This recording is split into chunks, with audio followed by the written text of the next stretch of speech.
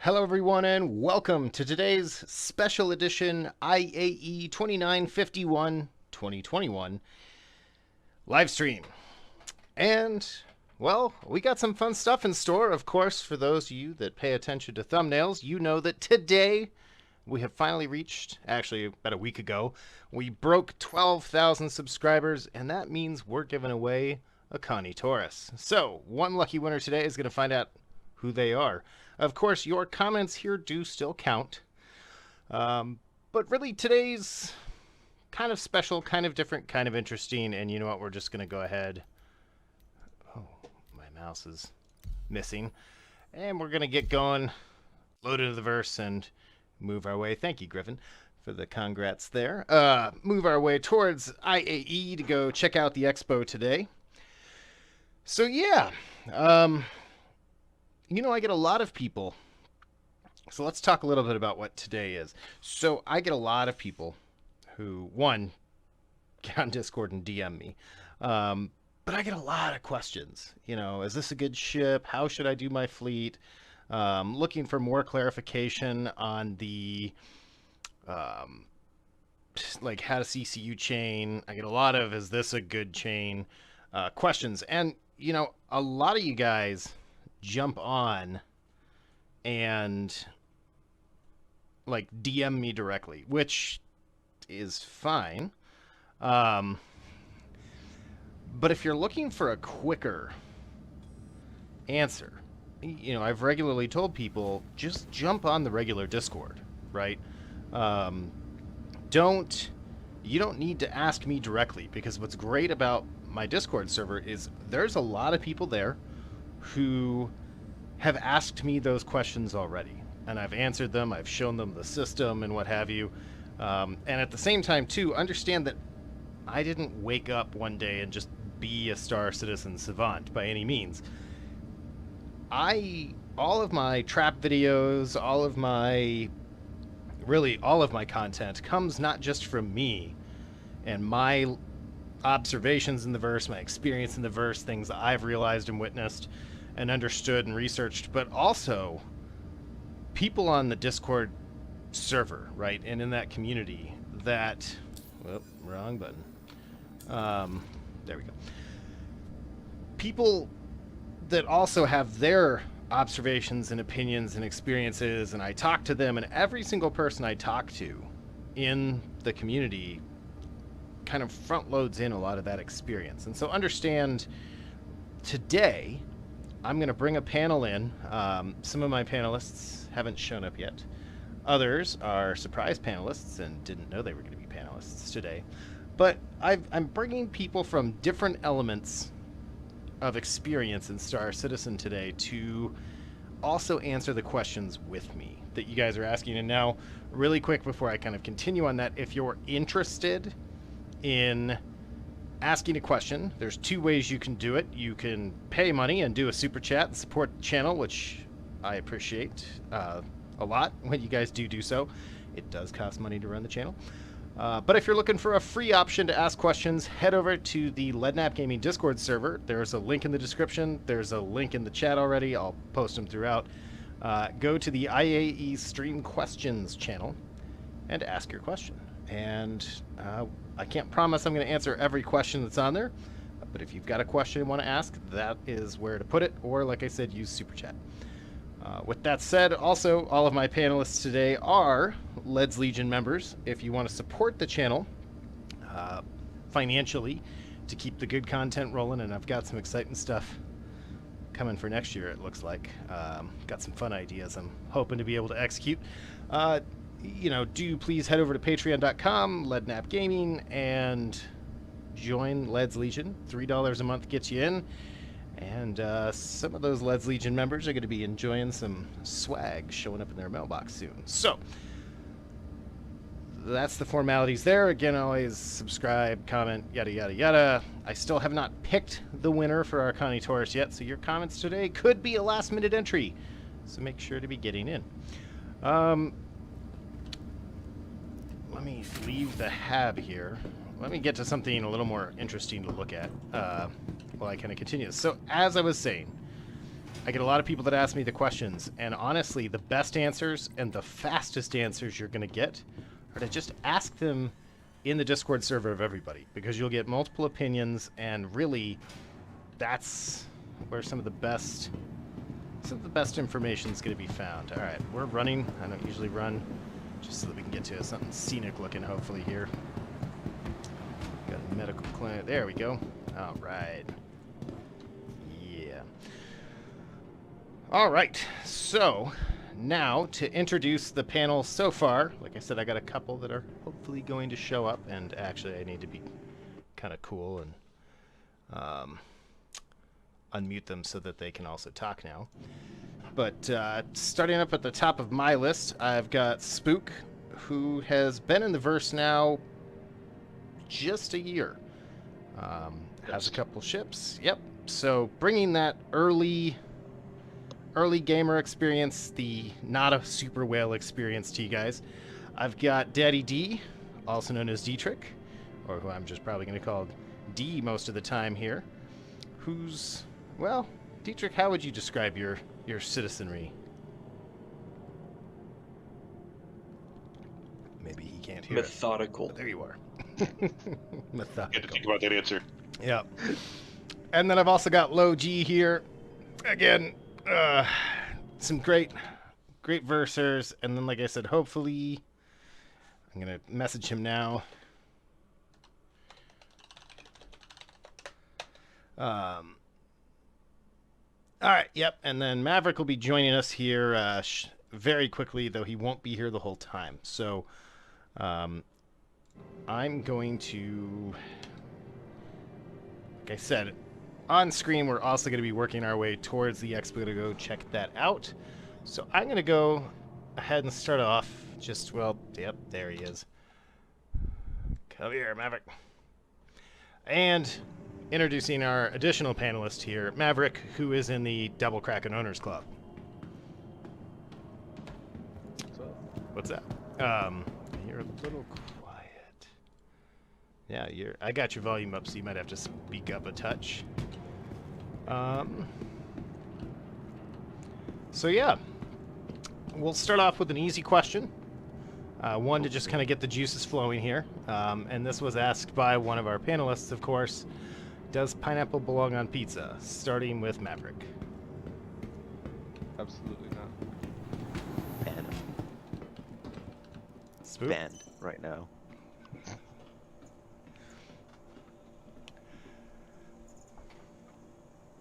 Spook, you got anything to say about it?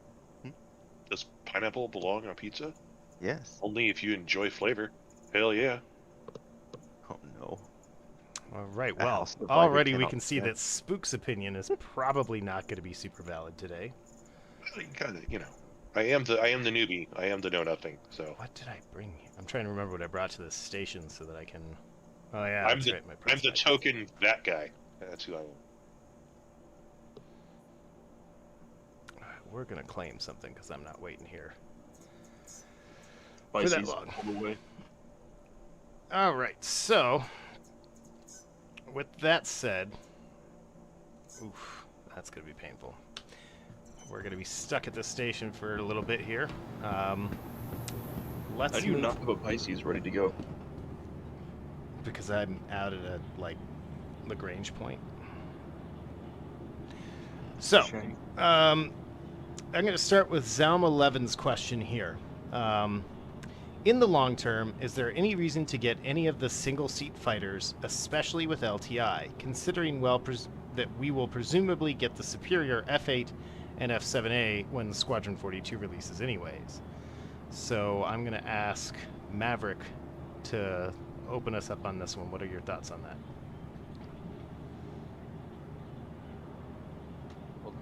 So he's asking what exactly? And this is in the Stream Questions channel. Zalm 11, in the long term, is there any reason to get any of the single-seater fighters, especially with LTI, considering that we'll presumably get the superior F8 and F7A when Squadron 42 releases? Yes, I think there is a purpose to getting those fighters, and that's because Squadron 42 is not anywhere near like complete. I think an arrow would be good right now. I'm not sure if I would spend the money for a saber. At least Warbond, I would probably buy it in game. Um, but the thing with LTI is that I don't know how expensive. I'm very careful when it comes down to insurance in the game because I don't know how insurance is gonna work. I don't know how expensive it's gonna be. Um, but for me, like the IAE insurance, the 10-year insurance is pretty good. So I wouldn't worry too much about LTI right now. Yep. And I think that's going to be a trend we'll probably see throughout this. G, anything to add? For the most part, because I guess right now everyone is looking at stuff like the F7 and the F8, and especially, contemplating and trying to predict, the F8 as this gonna, be all around, killer of all ships, type of, ownage. And, Maverick is completely right. It's gonna be a long time. We actually don't even know at what point they'll unlock it for us, and I mean they may actually unlock several modules for Squadron 42 while has already been released, and we still don't have the F8 for a lot of individuals. And the other thing too is it's down to still speculation. It has a lot of firepower. It can absolutely blow up any ships it gets the guns on, but I don't know. It's still one of those toss-up questions where are they going to hamper the maneuverability so harshly that actually it just becomes something that light fighters like the Arrow, like Talons, can just dance around and not really care. That you actually have such tremendous firepower because you're just never going to get guns on target either way.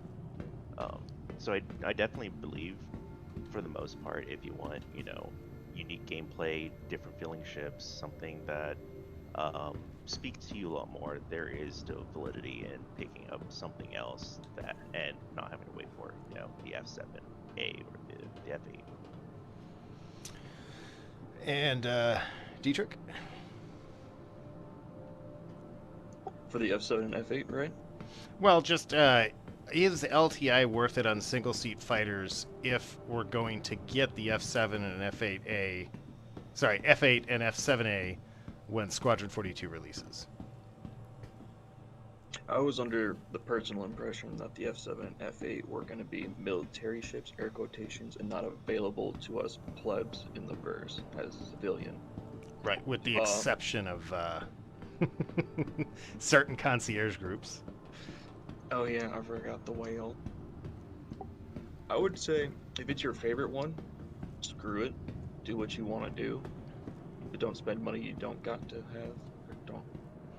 Me no speech good. Yep.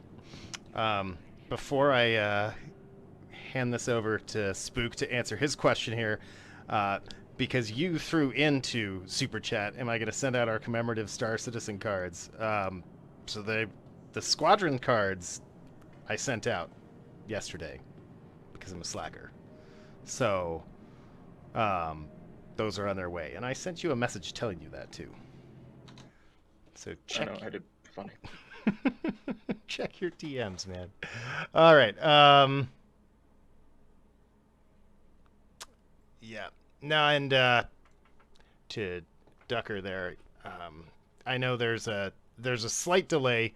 There's always going to be a delay to the stream, but the panel actually have me live over Discord as well. So, but if you guys can speak up a little because you're kind of quiet, and unfortunately, the only let me tinker with this because I think I know what'll help with that. See, somebody was commenting about your voice coming through double, and that very possibly might have been me, my mic picking up, because I had all you guys absolutely blasting at 200% since we were wiggling last night. So I've cranked that down. Hopefully that's less of a complaint, if that's the issue. Yep. If people in the comments will let me know if that's a lot better. I had to adjust the volume for Star Citizen. Like, on my side, I've got like 5 volume things I have to adjust to get this all to work. So sometimes it's just not all perfect. All right. So that we can move on to some other questions here. Spook, anything to add as far as the LTI ship question, particularly as someone who's only been in the Versa year? And do you have ships with LTI? I do. I was able to actually get LTI on my initial package. That's So right, because you had a my Nomad has LTI. So for other people that are like me, and you may in the future decide, well, the Nomad was a great, Ranger pickup truck to kind of initially get started on, other than a Scion, right? Apologies to people out there who are going to castigate me for somehow belittling their beloved Scion, but the idea being something that's the flexibility, and later on I do want to get into the fighter game. Being able to have that LTI is nice. And again, in terms of melting and upgrading, but is like if you're holding out for the single player, that's not why I'm here, and we can talk about that later, Led. But if you want to hold out for the single player fighter, and that's really your desire is to end up there as your end state, then I think that taking the LTI that you have, or picking up an LTI token and moving forward, that seems to be a smart choice. Yep. And so then my answer to the question, and again for everyone who's just joining us, the first question from Zom11 on the Discord IAE stream questions, which if you have a question, feel free to ask there or use Super Chat, was in the long term, is there any reason to get any get any of the single-seater fighters, especially with LTI? So I'm going to stop it there, right? And just say it depends on really the composition of your fleet, what you enjoy doing. Like if you really enjoy bounty hunting, I would say there's absolute value in picking up single seat fighters, like, from the cash store, if you will, to have in your fleet. And I say that because if you find one or two that you really like, I'm really excited about the Ion, for example, but I've got my Talon, Shrike, and Talon, and I'm thinking I'm going to make the Talon into one of the Ares, probably the Ion, and then I might need to add the Inferno. It's always good to have at least one single-seat fighter in your fleet, I believe. I don't, however, think, one, that you need to buy it with LTI, because, one, we don't know, LTI might not cover combat loss. It's been said before by the devs, so keep that in mind. Everyone who's like, "Oh yeah, I'm gonna have my Idris, it's gonna have LTI," that may not. We know nothing about how the insurance play is going to work. So one, I wouldn't waste an LTI token on a single seat fighter unless you're like myself and want everything to have LTI. But like my 100, for example, does not have LTI. It's a ship I use all the time for a lot of things. I would use it now to jump from this station, except we might be a little too far away. But the key takeaway there to me is that, one, unless you're collecting them, you don't need them with LTI, and you don't need them all, or a bunch of them. One or two is probably good. Get the one you like. Don't worry about the insurance on it. But I still would also say the point Dietrich made is also incredibly valid there. My understanding as well was those are military ships. You'll fly them in Squadron 42, because in Squadron 42 you are part of the UEE Navy. But I don't know that those will ever be available for citizens to purchase to add to their own personal fleet for quote-unquote civilian use. So let's move on. Yashik asks a quick question here. Is IAE something like Black Friday sales, or are they doing also some Christmas events as well? So there will probably be some sales going on next month around Christmas, but this is the annual sale. This is the big one. This is where everything's available with an asterisk. So the best deals are now. There will potentially be another concept that releases next month. Like, if anyone remembers, we got the Argo Mole in December.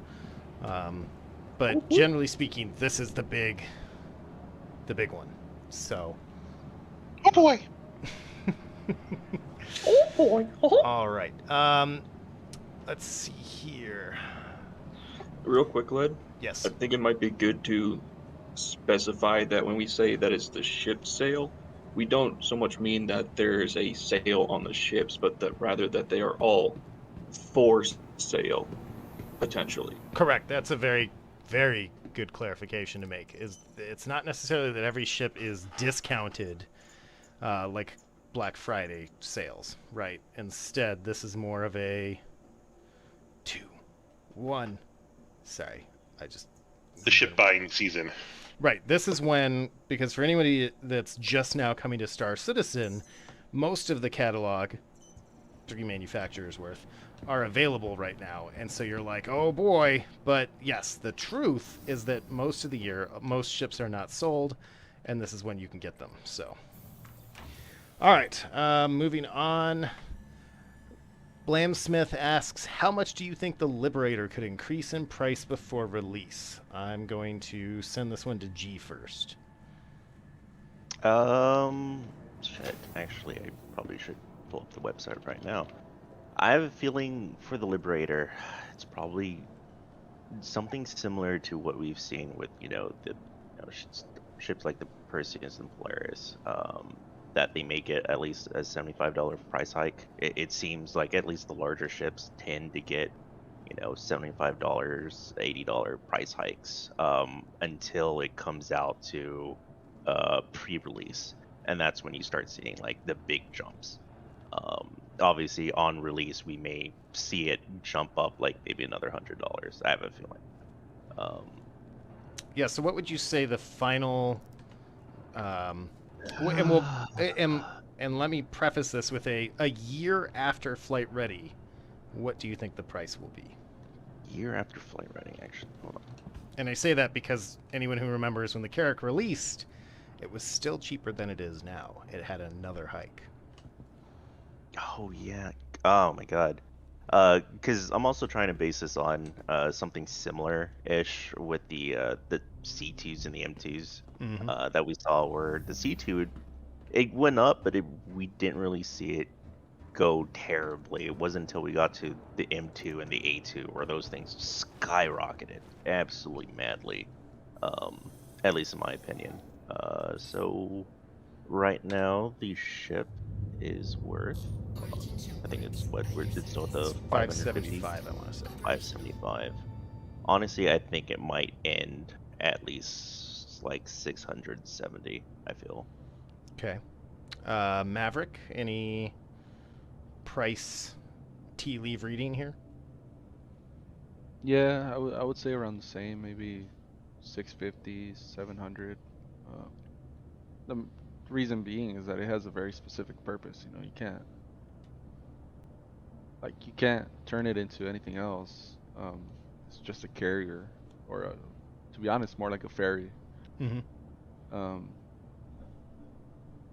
I don't know, to be honest.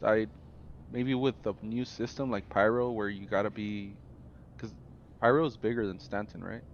Yeah. Yeah, no, So, it's Like 4 or 5 twice. times larger. Yeah. So I feel like it might release around the same time as Pyro releases. And the reason for that is because if Pyro's twice as big or 3 times as big, you gotta have some sort of way to transport the little ships around. Because I mean, your arrow can barely make it across Stanton with one go, and there's not really that much fuel stations or anything around Pyro. So yeah, I feel like the value will definitely go up to like maybe like 700, but I can't see it going any higher. But then again, I did see the Caterpillar staying at its current price point, but according, yeah. And that's a good topic to move to momentarily. D, price predictions? On the Caterpillar or the Liberator? The Liberator. Yeah, I wouldn't be surprised if it pops up to 700. Unfortunate as that jump would be, it offers a lot of utility coming in from the EVE Online freighter pilot. It's got a lot of potential. Now, I'm not going to sit here and be like, go buy it now, save yourself money, because do not do that. Thank you. It's a very, very finessed thing to do. Yeah. Spook, you want to venture a price guess here? I would say my barometer might be different than other people's. It would just be not on the spectrum of what I'd be paying. Well, I mean, I was just curious if you wanted to take a shot. Who knows? A couple years from now, we might come back to the stream and see if you were right. And if you have any ideas on what the Liberator might jump price-wise.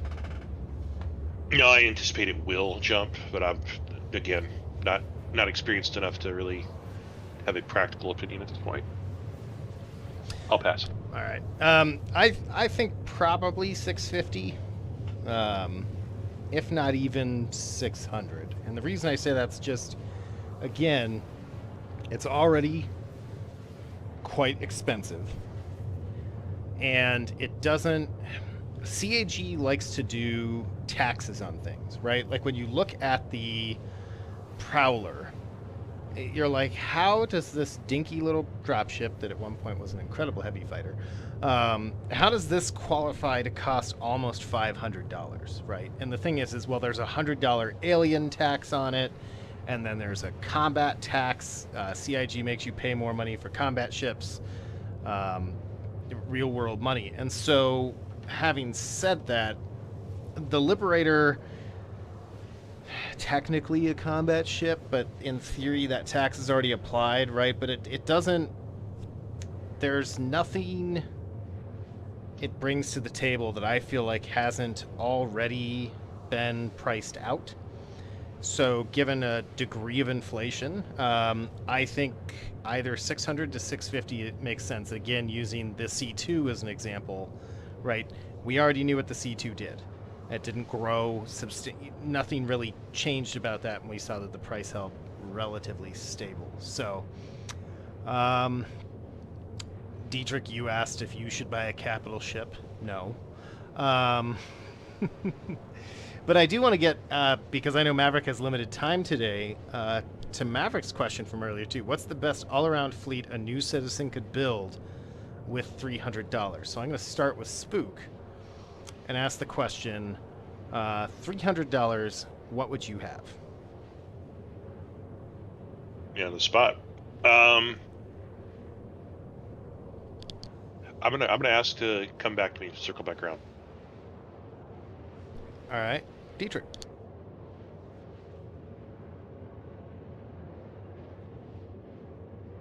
What was the question again? Sorry, I was replying to somebody on Discord. No, that's fine. Best fleet. If you had $300, build your best fleet. This will include my personal bias. Pisces for sure, a Nomad, then spend the rest of it on a good heavy fighter, if that interests you. It'll offer you some box running utility and such. The Nomad is a little bit of a good all-arounder. Doesn't do a whole lot of well anywhere, but those 3 size 1 shields makes you pretty tanky. Then your good heavy fighter, say a Vanguard or something. Well, you're not gonna have enough money for a Vanguard, but meh. Yeah.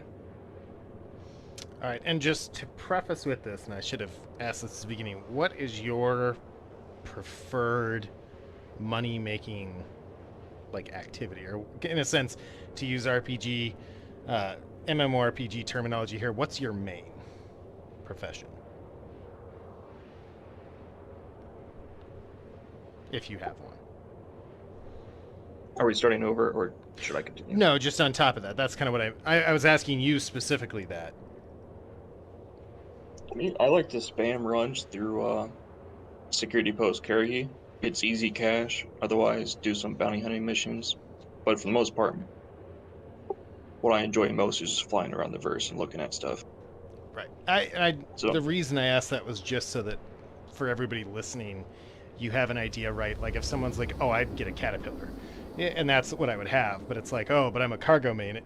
Just so that makes sense. So your advice, for example, to spend the rest on a good heavy fighter, I think is congruent with your, with money be a bounty hunting. So, G, $300, best fleet, and what do you primarily do? Well, for me, I primarily do, PvE, bounty hunting, because I always find that fun. With a little bit of cargo and just box running on the side whenever I just want to see the sights. For me, okay, 300. I would definitely, if we're gonna stick with like really budgeted stuff, look at something like a light fighter like the 125A, and, and only what a $60 price point. It's pretty nice for what you get. Although you can kind of go up, upgrade to stuff like warlocks.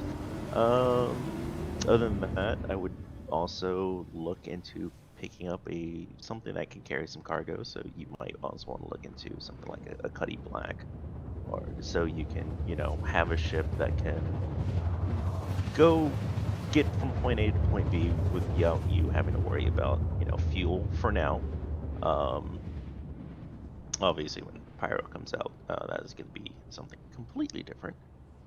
But yeah, Cuddy Black or Freelancer at the $110 price point. And so we got a bit left. I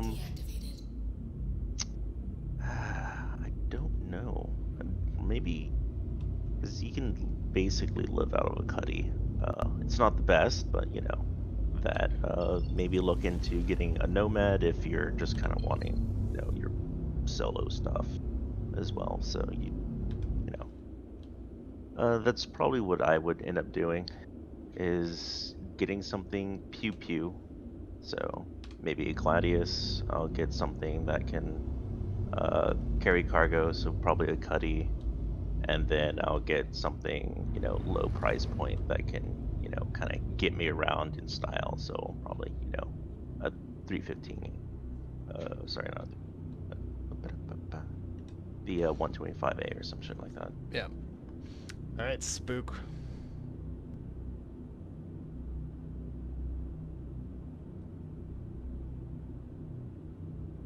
Spooky boy. All right, Maverick. I know you asked the question, but your $300 ideal, best bang for your buck, $300. What's it look like? Well, you know that I'm biased, so it's gonna fall to two ships, the Cuddy Black and the Taurus. And the reason is because the Taurus now, with the new updates and the combat and everything, it has teeth. It can defend itself, so you can definitely fight with it. Maybe you can't fight like a smaller ship because you're gonna have a hard time, but if we're talking PvE bounties, it's just gonna melt pretty much anything. The Taurus can ship. It can. I mean, it can be lived in. We know that. Mm-hmm. The Cuddy simply because it's just it's a convenient ship to have. It's easy to get in and out. There's no hassle to it. There's no like it's not a hard ship to own, especially with the wipe. Like I found myself flying the black mostly with this wipe because it's cheap to refuel. It can fight, but it can do pretty much anything that I need it to do at the same time. Yeah, and I think that's an interesting thing you bring up there, where really things have kind of changed now. Just like we saw at the beginning of the stream, and shame on me for not thinking about that before I started the stream, because I wanted to travel to IAE, but I forgot that I had taken myself way out to a Lagrange point and didn't have anything. But a lot has changed in the game that has kind of changed how different ships are used and thought of. So my $300, I'd say honestly, probably a Taurus and a Rock. To me, the Taurus and the Cuddy are redundant, even though, like you said, I do think there is a definite value to having both. But again, I think in the long run, the Taurus is one of the best ships, which is why we're giving one away today. And then just on top of that, again, working with $200 or $300, give or take, I like the idea of just having the Rock with it, because at that point, like you said, you can do some bounties, you can go do some mining, you could do some cargo running, some general flying around, space tourism. There's not much you can't do with the Taurus, and I think that's one of the reasons it's such a strong ship to me. Well, the only reason I wouldn't get the rock with war bond or money would be because you can, if you buy it in game, if you do enough bounties, PvE bounties to where you can buy it in game, and you do one good run with the rock, it can pay for itself. Oh, And yeah. because the rock, yeah, because it costs 173, I think, and in one run, the rock can net you around 240. If you fill it up and there's no 30Ks. Disclaimer there.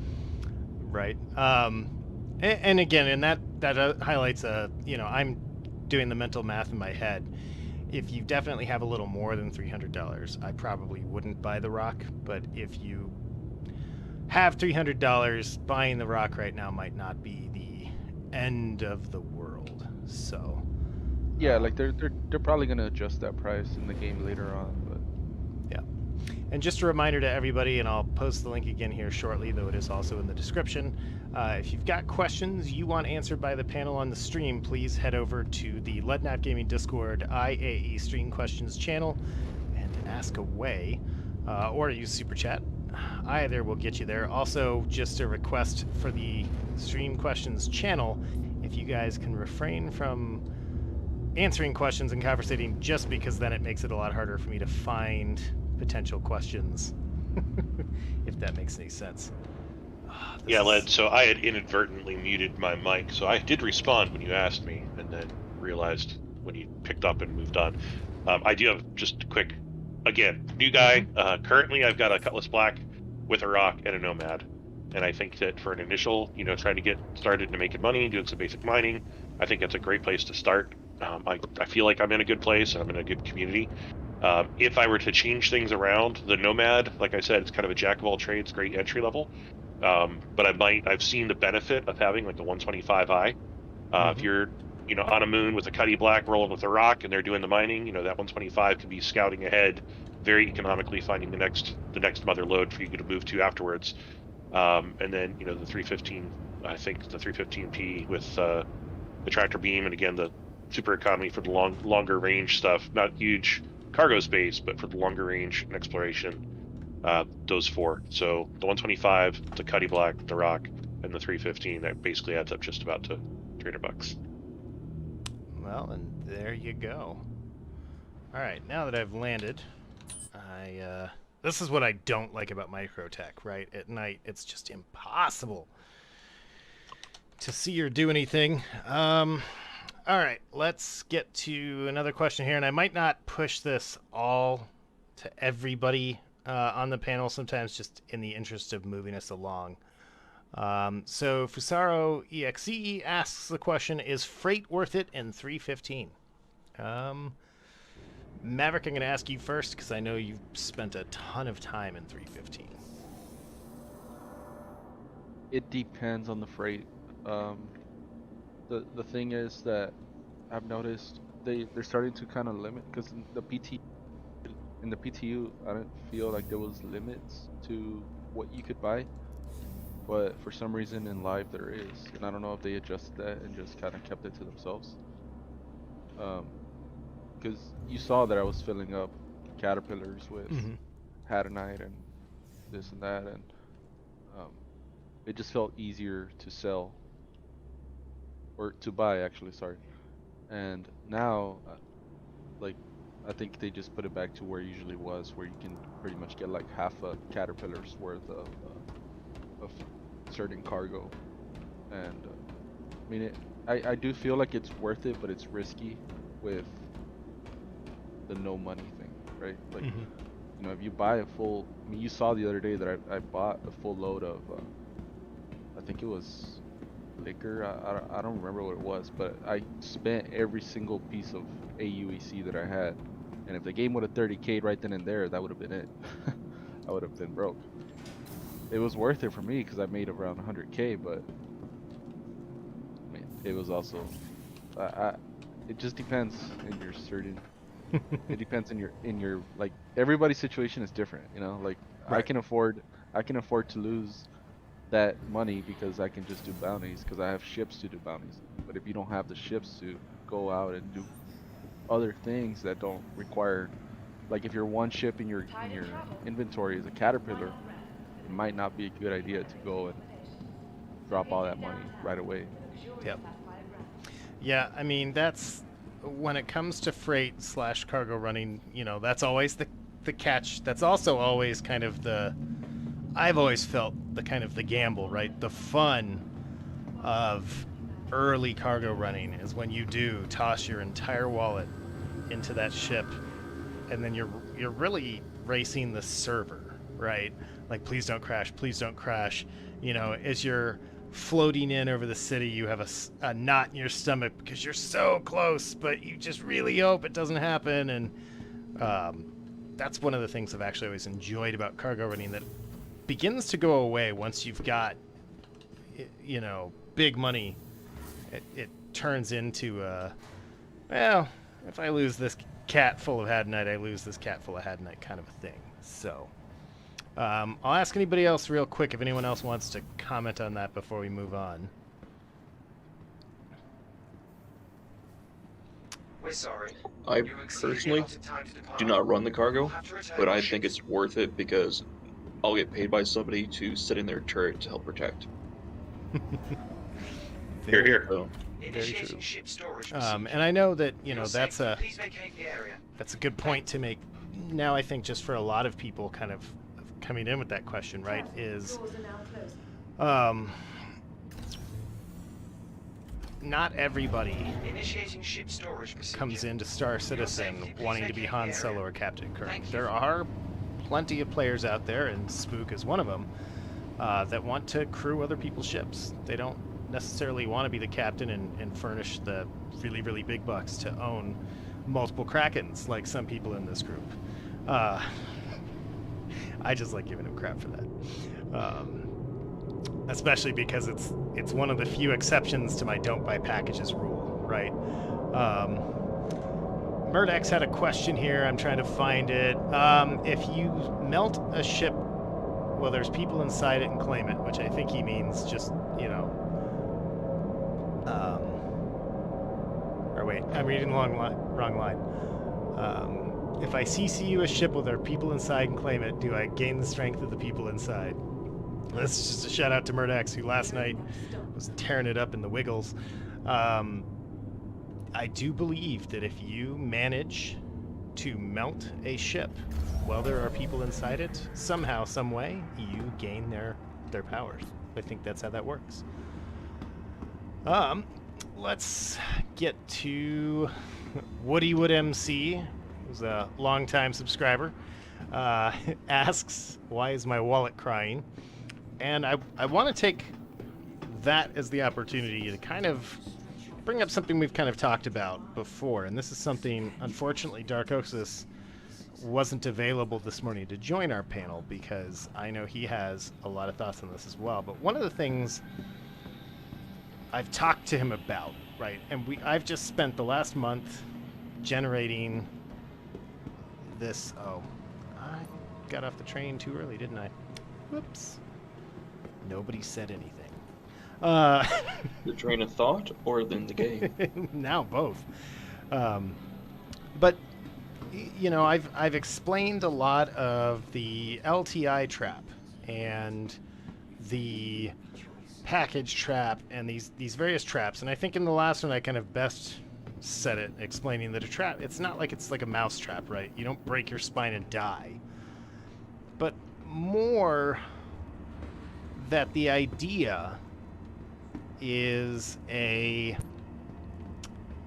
it's in a sense more subtle, right? That you have room to make changes and do different things. And so the reason I bring that up now is there's different generation of Star Citizens, right? And I think this is what actually, when we answer a lot of these questions, it sort of begins to become relevant, right? Because some of us have been watching this game since Chris Roberts announced it to the world, right? Since it was a tiny little Kickstarter project, and if we could reach certain stretch goals, we were going to get certain ships. Other people, they're coming into Star Citizen right now, and I bring that up because, like I said at the very beginning of the stream, none of these things none of these experiences, things like that, are unique to any of us, in a sense. No, let me off. The oh, we'll let ever get to his point. You know, I talk to some people, and I get a lot of DMs where people are like, hey, I've got one of these ships and I really want to get one of these, but I don't want to spend a lot of money. I only want to spend this much and get this one ship. And then, like I've said, you know, and then I tell them kind of how chaining works and stuff like that, and then all of a sudden, you know, I talk to them a month later and they're 2 Gs into the game. So with that come these kinds of generations. I remember being at that stage. I remember being at the stage some IEs past where I was really trying to work the CCU game and really get wrong button. Really score the best deals and everything like that. And then, like I said in my last video, really now I'm far more focused on getting the fleet I want. And I gotta tell you, IAE has a very different flavor this year for me because of that. And I'm curious to hear what some of you other guys say, but part of the reason for that is I'm not, one, I have to wait couple more days before I can really do anything at this IAE, because I'm going to be melting out some packages and looking to put some things back together. But you know, when I do that, for example, the 600i we just took is going to go away, so I have to wait until enough days come back for me to be able to actually put everything back so that I can actually use it in the verse. So I know it was a very long-winded way of kind of getting to what I was trying to say, but wow, this looks a lot better this year. But I know for me, this has been different. Like, I haven't really rushed to get to the expo this year. And a lot of people have been going on about things going on in the store, and I've not been worried about it because I've got a solid plan. I mean, I'm really more along now for the tourism of IAE than anything, because I'm not working to make big money moves down the road. So, and Rigaden asks here, have you considered getting paid by CIG if when you talk to people they end up 2G in? You know, Rigaden, if you, Chris Roberts, if you're listening, I would love to get hooked up with that finder's fee, if you will. Unfortunately, that's just not the way it works. So, but now that I've kind of said that, and I'll address one more important question that came up, and this was from Maratine. How do I get my beard to look as grand as Led's? Well, probably you get old. Some good genes, quality beard products, and yeah. All right. See, and now I gotta like sift through some of these comments. So no one toolmaker. I'm not actually ignoring your Prism one. I was trying to find it. It's just convenient that you put that in there, and I can find it now. So he had asked, is Star Citizen going to try and make Prison mandatory to play? It's already mandatory to check in and out. Are they going to attempt to force players to play the Prison? So, and I think that brings up a larger point that is definitely worth addressing. I know Six complains a lot. I shouldn't say complains, because I think she's right. The game punishes you for a lot, right? CIG basically uses punishment in order to get you to play the game a certain way. And I know she doesn't like that at all. I'm not a super fan of it. But I can also tell you that I've only ever been to prison once. In Star Citizen. I should definitely clarify that last part. in Star Citizen, I've only been to prison once. So Allegedly. allegedly, yeah, and I was totally innocent. So I guess, what are your guys' thoughts? There's Maverick. What are you guys' thoughts on the prison play, and do you feel like they're forcing it upon people? I'll start with Maverick this time. Unless you're Wesker, I think it's pretty easy to avoid prison. I haven't been to prison in a while, and the few times that I have been recently is because I wanted to be there for specific purposes that are classified. And Wesker related. yeah, but I mean, I think it's pretty easy to avoid prison, to be honest. Just don't shoot people that don't want to be shot, right? Like, if you want to PvP, that's cool, but do it in an area that doesn't have comms. And besides that, it's pretty hard to get a crime stat. Like, I think they make it pretty hard to get a crime stat to begin with. They removed that. I know that a couple patches ago, just having someone bump into your ship gave you a crime stat. That's gone, you know? So that was my main way of getting crime stats. And after that, I have not gotten one.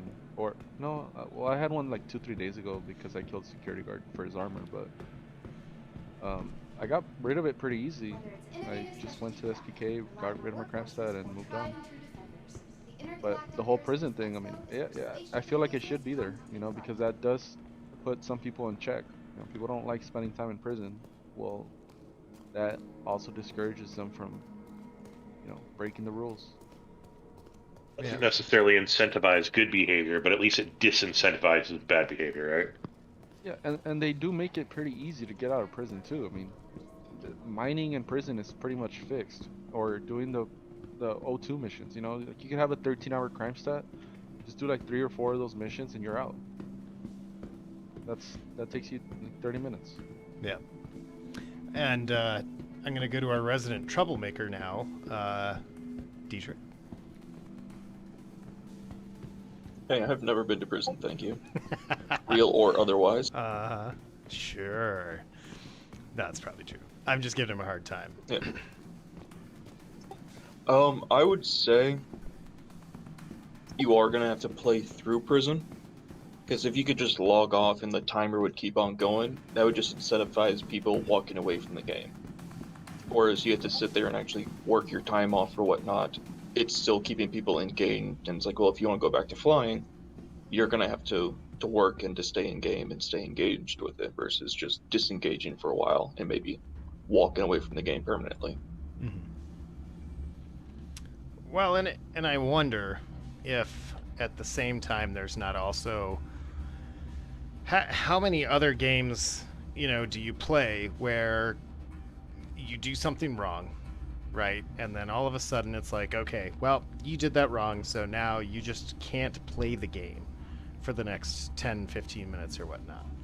Whereas this way, even when you're being punished, you still have something to do in the game, right? And let's be honest, one of the things that Star Citizen doesn't do to you is punish you for being a felon at that point either, right? It's not like, oh, well, remember those good, you know, white missions that you really wanted to do using the whole white and black Red Dead Redemption thing here. Yeah, you can't do that now because you went to prison. Because as was kind of brought up before, but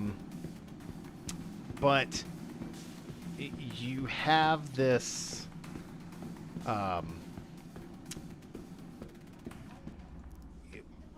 I don't want to rent that. You had the old problem where we would run into, you know, you bounce into someone's ship trying to load an Ursa on it, and now you had a crime stat, but that's gone, as we brought up. And so really, I think at this point, I mean, Maverick really hit it eloquently. I don't really think I need to go heavily into the detail on it, but really, I don't think it's hard to avoid prison if you not really even try. If you don't do the things you're not supposed to do, you won't go to prison in Star Citizen. So I don't really feel like it's forced upon you. the only way that they changed the torpedo. It used to say clear sky. So nice. That was a good series. That was. I loved some of the weapons names for things in Star Citizen. So let's move on here. Sir Prius asks, what's the cheapest LTI token right now? The Spartan at 65 Warbond. So, That's painful. and again, to number one toolmaker, the thing is that you don't. That's not a thing anymore, right? If you bump into someone's ship now, you don't go to prison. Now, like if you ram them at like high speed and crash into them and blow them up, that's different. But as far as just like, loading a vehicle on or accidentally bumping someone's ship, if it's like what would reasonably be believed accidental, you don't get punished by that anymore. So, moving on. Poseidon asks, Orion or Hull E? Well, that's a very good question. I know for me, I'm going Orion. Orion has two benefits, in my opinion, but I'm interested to see what the rest of the panel here says. I guess three benefits. One, the Holy is a lot more expensive. See right there, an enticing offer. If you're walking to the expo and some random dude comes up to you and says, hey, you want to make some money, that you're probably going to end up in prison. So, Allegedly. Allegedly. Or he just wants you to go wiggle. The Orion, not only cheaper real world price, but one, the Orion is the sort of ship that you're going to go deep into space somewhere, hopefully that no one's around, and strip mine something out. Whereas the Hull E, you're always transiting, so you're always going to want an escort. And then on top of that, the Orion generates money, where the Hull E costs. You have to put inputs in to get inputs out, and I don't know, given how Quanta works, that it's really that different about the amount of money you can make. So, DM, starting with you this time. Thoughts, Orion or Hull E?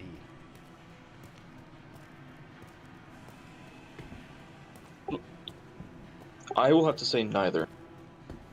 The Ishimura told us why we should not have planet crackers or rock crackers, and I'm a semi-driver real life, so hauling that much freight long distance does not appeal to me. I do that IRL. Fair enough. G, which way are you going with that? No, I'm kind of agreeing the same. Because the other thing too is, what if you come under attack and you lose the Orion, but you're at least covered by your insurance because you're mining in a quote unquote insurable area, right? Because insurance is a weird thing, I'm feeling. All that happens is you kind of have to start over. Sure, you might have to get a few more crew, spend a little money, but ultimately, I feel like the net loss to net gain will be a lot higher and a lot easier to obtain with the Orion than a Holy. And besides, the other thing too is we're going to be working with real economies, right?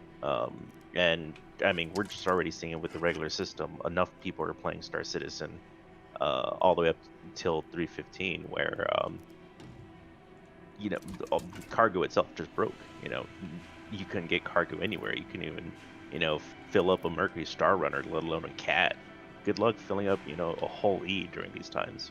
And you would absolutely be having to travel from system to system to system in hopes of filling something that huge up. So that is probably the big proverbial issue with such a large ship. Spook, ship, which would you rather crew? Right, well, okay, so not even just necessarily the physical act of crewing, but just looking at the two ships. I feel like the Orion gives you the opportunity to actually produce a product. and bring it to market, as opposed to simply, hauling and transporting individual products through space. I feel that the Orion, in terms of economy, just it gives you something else to do. And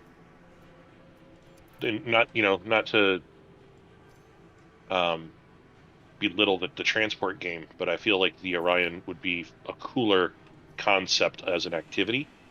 Plus, it's got turrets that I can man and stuff like that. Because again, I'm all about that multiplayer crude ship life. So, I mean, if you just wanted to over the road it, and go solo, I mean, I suppose the hull could work. But yeah, the Orion it gives more. I like the idea of actually physically creating a product and not, or harnessing, mining a product and not just hauling goods. Personally. Maverick's loading me up here so I can. All right. While I do this, Maverick, thoughts on which one? Well, I like shipping more than I like mining, so I would do the hull just because the Orion is, I mean, the Orion is going to be a very static ship, it's going to be in one area 99% of the time, just doing one thing. And then the only time it gets to move around is when it's either going to unload or move to a new area. I like to move. I like to see different things. I like to experience different things. So 100% I would go with the hull. Especially because the hull is a long transport. Yeah. All right, let's see here. Again, everybody, if you're interested in asking a question to the panel, please head over to the IAE stream questions on the Leadnap Gaming Discord, or toss that baby into Super Chat. There was one I really May I wanted make in some here. closing comments on the last one while you look Yes. for another one? Yeah. So this occurred to me right as Spook was talking. It's each one, or the whole, not the whole. Like Maverick said, the Orion's going to be staying steady and everything. And like what I believe what Spook was saying, you're going to be cleaning out. No, it was G. My apologies. You're going to be cleaning out systems with the Hull E trying to get free. What that occurred to me is, like, chances are, if you're going to be a Care Bear organization, if that's what your org or your corp is going to be, chances are you're going to have both an Orion and a Hull E and maybe 5 or 6 Argo cargoes, and moving your refined product from the Orion to your Hull E, who's then going to ship out after it's full and sell off all that product. I do think in the larger realm of thing, right? I mean, that's really a org sort of discussion. And an individual I really wanted to bring in on the panel, who again wasn't available, who I think has really good insights on these sorts of things, has been Centimane over from Dark Peak Entertainment. And one of the things that really comes up, and this goes hand in hand with my space battle beliefs. So before I get to the next question, we'll kind of dive in on this. I know everybody is really dreaming of the mega space battle, right? Where you're going to be in a fleet of Idrises and, javelins and a couple Krakens, and we're going to launch into these massive a couple thousand players fighting all at once. That will be the real test of server tech, if we're honest. But I think a factor, again, and this is going to be a topic that comes up in some videos coming up, right? Logistics. The logistics of things. I'm going to go stare at the really big lasers while we talk about this. But the logistics of these things are very much the factor. I don't think we're going to regularly see really, really big space battles. And the principal element of orgs will really not be so much combat. Man, I would love to make this point visually with the weapons and then look at the different components, but they're all the way over there. Right, but the words I am looking for, economic activity is definitely going to be something that we really see a lot of activity come out of what you call it, like orgs. So, and I'm only saying that because one of the things that we're eventually going to go see is the Redeemer, and we're going to have a question about that coming up soon. But here's a really good one I want to ask you guys. So, Beffinator asks, is Star Citizen enjoyable in present form? Felt the controls were too clunky to feel fun years ago. So, based on this, I would say Beffinator probably... I totally know we're right back where we were. Probably is one of those early backers, has checked in every patch now and then, but hasn't really played the game a whole lot recently. What are your guys' thoughts on, is Star Citizen enjoyable to play in its current form in 3.15? I'll start with G. Hold on, give me 1 second. All I'm right. going to go to somebody else first. All right. I gotta step away for a moment. I'll be right back. Okay. My quick answer here is I haven't played much, so I'm irrelevant in this question.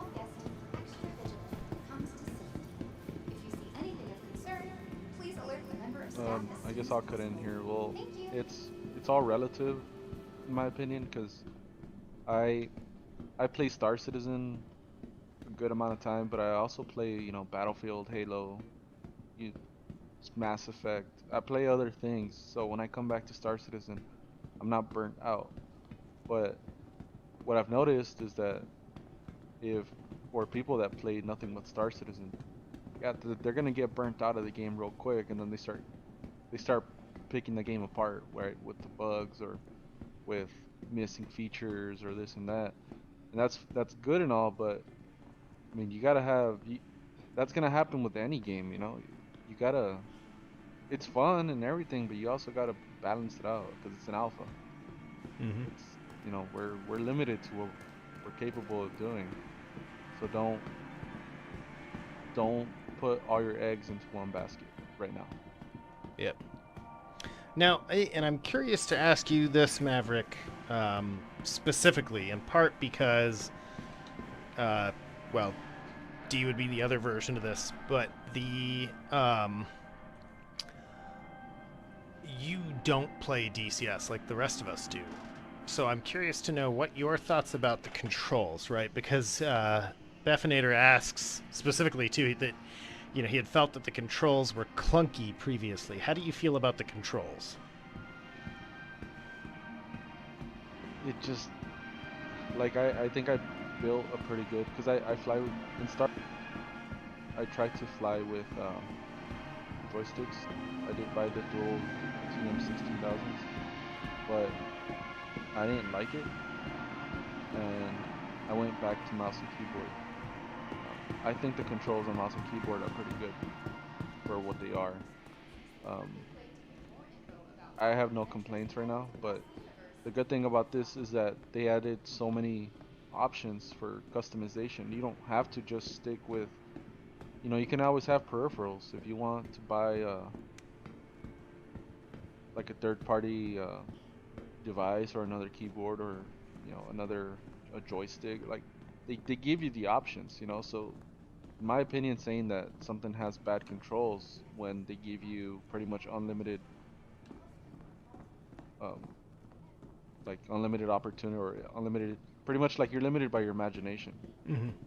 Because I can connect an Xbox control, and if I want to specifically fly with an Xbox control, I can 100% fly with that Xbox controller. If I want to do it with the joystick, I can do it with that. If I want to have a second keyboard that has separate commands, I can do that. So, I mean, if you, or if somebody thinks that the game isn't, or the controls are clunky, try something else, you know. Mm-hmm. Like, but let me ask you this: compared to Arma, for example, how do you feel like driving vehicles in Arma versus driving vehicles, or like, and vehicles is a really bad example because I think ground vehicles really need a lot of rework, but versus like flying ships, how do you feel they've handled that? well, anybody that has played Arma will tell you that Arma is not a good. Like, Arma is pretty bad because, like, you bump into a rock with a tank and you're gonna go airborne. But if I was comparing Star Citizen to Arma, I would say they're pretty much comparatively, like with the gameplay, they're pretty much 1-1. Mhm. The rovers handle the same as the tanks do. They're slow, they're clunky, but that's what I think that it works for its current, like for what it is, it works. I I don't have any complaints though. Like coming from somebody who plays Arma, plays Squad, and all those kind of games. I feel like, you know, yeah, it's not gonna be perfect. I've never played a game that has perfect handling on any vehicle, but for what it is, it works. You know, because this is a primarily space-focused game, Mhm. and they are changing the controls. You know, I think a couple patches ago they did change the way that ships handle in space and atmosphere. Um, so they're improving it. I wouldn't, you know, throw it off just yet. Yep. Just try to see what comes in the beta whenever the beta comes. I'd be worried about features and the way things handle when the beta comes along. Yep. Because like the Ares, you know, the Ares came out a couple days ago, and Dark was showing us this thing was doing 50G accelerations. You know, so like they're adjusting it. Well, and I think on that note too, you know, and I had specifically. This is so frustrating. Stop. I will get this to her.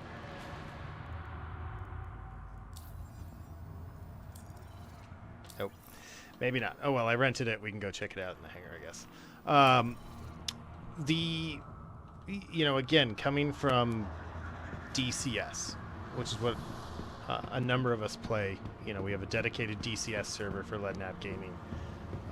And in that regard, I think the most important thing, and we had a lot of people down in the comments kind of commenting on this too. And really quick, while I talk about the comments, I do want to acknowledge that Mac Unknown, here are the spaceships, buddy. For those that don't know, every single live stream I have, Mac Unknown comes and visits and asks where the spaceships are. We're here, buddy. We are here. So, but I think the biggest thing you pointed out, and I want to use this as a segue to kind of move the conversation along. If you Star Citizen is one, what you make of it. And this is part of the reason that I caution people on spending money on the game. Now, I don't tell people don't spend money on Star Citizen. I'm invested. I'm a backer, right? And I don't tell people don't buy a Kraken. Don't get your dream fleet of 30 ships that are all over $1,000. That's not true. There aren't 30 ships over $1,000, but you get what I mean. But the key is really know what, when I put money in, when I buy ships in Star Citizen, in a sense, I know what I'm getting, and I know the experience I'm getting, and I'm happy with it. And I'm willing, with the amount of money I've put into the game, to walk away from the game if it changes to be something I don't want it to be. And so the big thing to new players in particular is don't rush in, suddenly realize that if you spend $2,000 you're going to get all these really, really cool ships, and then find out, as like the inventory thing is showing us now, right?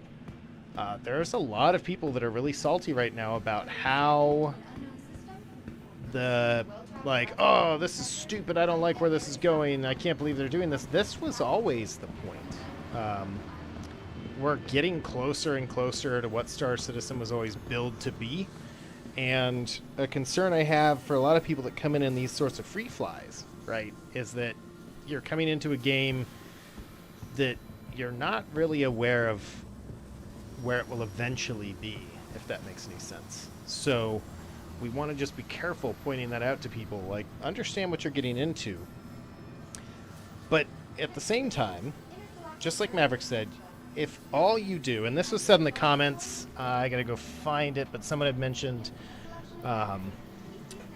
that the quarterly players are really hurting themselves, right? Because you come in right after a patch, which everyone knows. Generally, you want to wait for a hot fix or two to take place before you know. The patches when they come out of PTU are really still really rough. So if you wait until later, you know, you're going to have a better experience. And I think, personally, you need to have diversity. And this goes back to even what I was saying about, you know, you're welcome to DM me your question when you come to the Discord and ask me, like, oh, is this a good ship or should I get this CCU? Part of the reason that I tell you just ask it in the Star Citizen channel is because you need to have a well-balanced life. And, you know, I'm a father. I have a full-time job. This is practically a full-time job that doesn't pay me anything. Because anyone who thinks you make money on YouTube doesn't know what they're talking about. I mean, Board Gamer makes money. Morphologist makes money. But I probably still make more. I mean, Morphologist is an architect. I probably still make more than Board Gamer does, you know, at my full-time regular job than he would make on YouTube. But point being, right, is really you've got to have diversity in your life. You shouldn't be spending it all in front of the screen. And then on top of that, when you're in front of the screen, I mean, when I think about the channel, one of the things that I'm always really excited about is that we've got DCS, we've got Star Citizen, we've got Insurgency Sandstorm, which, by the way, for everyone who's not aware, when we say Wiggles, that's what we're talking about. You know, and what I really love is that we've got all of us. Last night, a bunch of us were playing Sandstorm. Here we are today playing Star Citizen, right? Later today, a number of you I will be flying with in DCS because Mrs. Led and Little Led are out of town. So I get to game all day, except I also have to clean the house. But that's the bigger point, is if you've got that diversity, when I come back into Star Citizen, I really enjoy a lot of the loops. And at that point, the control interfaces and things like that do I wish the FPS things were, do I wish the gunplay was more like Insurgency and Star Citizen? That would be awesome. But it's not. But that's okay. They're different. And as long as you diversify, I think, just like Maverick said, you're going to feel a better enjoyment of Star Citizen. So that's kind of the element there. I want to shift the discussion as I make my way. I guess it doesn't really matter which one of these I go to, towards the port so that we can go check out the Deemer. So it was asked earlier, best ship for Escort, or for Bounties, the Redeemer, the 600i, and then there was one other one that was on that list. Though they're all quite large ships, I recall. I'm going to toss this one to Maverick again just because I know, one, you're here, and two, you got a timeline here, and you've been doing a lot of bounties. What are your thoughts? On bounty hunting ships, my favorite ship right now would be the Arrow, but then again, I do PvE bounties. Mm-hmm. The Arrow simply because it's fast, it slows down, it still does its damage. But if we're talking PvE, or PvP, I'm sorry, 100% the Saber, yeah. And that's just because I believe in firepower superiority. But I haven't flown enough of the Gladius, or I'm not sure if the Anvil ships are any good, to be honest, besides the Arrow. Mm-hmm. So I guess for me, just the Arrow right now. In the current state of the game, just the Arrow. Yep. Gee, any thoughts here? I mean, it probably runs the same lines. Right now, if you're doing PvE stuff, sure, stuff, large ships like the 600, you can soak damage, not really care. Currently, funny enough, actually really enjoying the Ares line of ships for bounty hunting, at least PvE. I've been having a lot of fun with my Inferno. That thing's nasty. Very sluggish, and you kind of have to know, already be used to flying sluggishly large, I wouldn't say large ships, but the heavy fighters that have fixed guns on them instead of gimbaled to really get the most out of it. But I mean, for PvE bounty, honestly, it's more of like, choose your poison at this point. There's no large need. We're not in a large system for you to be forced to take something that has better jump drives, and you have to sacrifice maneuverability and, just kind of on the edge of your seat, just, flying around, because you need to make sure you get from point A to point B all the time.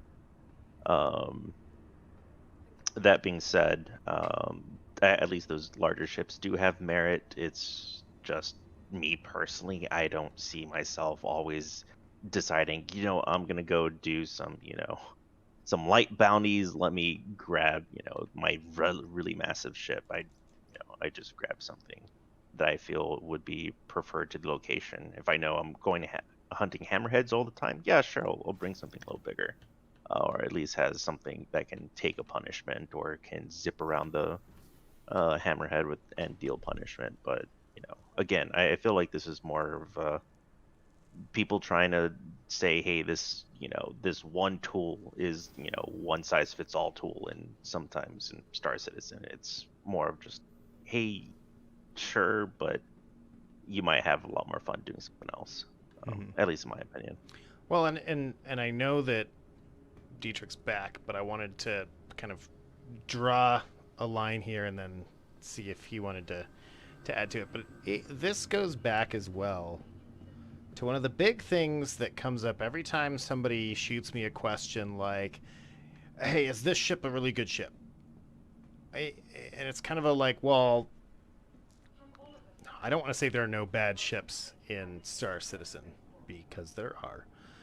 But and this was Murdak's question originally, by the way, and Connie was the other one it was. But the issue comes up, though, right? It's like, well, I like using the 600 for bounty hunting, PvE bounty hunting, because I basically fly out, pop them, get paid, go to the next one. But I also don't, and I've said this numerous times, and so I'm going to say it again here because it's a valid point to make that point. I don't particularly like ship-to-ship combat in Star Citizen. That's why I play TCS. But so as a result, I do a lot of package running because I like to see the planets and see various weather states and things like that. That's part of the reason that I do a lot of package running and cargo hauling. Are things I enjoy more. I enjoy the economic engine of Star Citizen more. So for me, when I'm doing bounties, it's really just to quickly make money. So I prefer using my 600 because basically before they can even engage me, I put the little pipper on them, press the trigger, and pop goes the weasel. The catch to that, though, is what really you should begin to ask, and I think Maverick really kind of hit in on this, right? It's like, sure, I could go do that with bounties, but that gets boring really, really quick, right? I mean, you're going to make a lot of money. Flying around, pop, next one, pop, next one, pop. But what you're missing out on is the actual enjoyment of dogfighting in Star Citizen, right? So that's kind of why I make the point. It depends what you're looking for. There are fighters that are better than others. I imagine the Redeemer would be, which we're going to go look at here in a moment, would be a very good choice. One, because of the options for pilot-controlled guns. And if you've got a gunner, right, in a turret, I mean, it's a hammerhead, but smaller on paper, would probably be great for a lot of that. But I just... Why do I have to claim this if I rented it here? Oh, because I'm stationed it. That's goofy. I'm gonna rejoin on my phone. Can you re-add me to the? Yeah. But, you know, and that again goes back to the point. And even our earlier question, right, which I think was the prevailing thought, Orion or Hull E, and it really just boiled down to, well, which do you prefer more? So, but like I said, I wanted to make that important clarification that there's not, and I think that even in a way is something where we see dissatisfaction in Star Citizen. That there's people that are like, oh, I don't like it because there's not a meta ship that's the perfect one ship you buy and that's it. I don't know why I got in an elevator. I didn't actually spawn the ship. You know, it's like, well, I wanted the does everything ship and I couldn't find it, and so I got the ship that everyone said was a really good fighter and it sucked. And to bring DCS back into the conversation for a moment, that's exactly the same thing, right? I mean, like, that's like jumping in the MiG-21 and being upset that you can't deliver laser-guided munitions with it. Just the nuke. So, You like, can conflate the tool for the use case, right. right? The right tool for the right job is definitely something that's important. And to say the best, you know, what is the best tool in your workshop? Well, it depends on the task at hand. Mm-hmm. So I think that's just an understanding overall of the use case for that tool. Yep. So, pushing it now to D on what your thoughts are as far as, like, best ship for bounty hunting.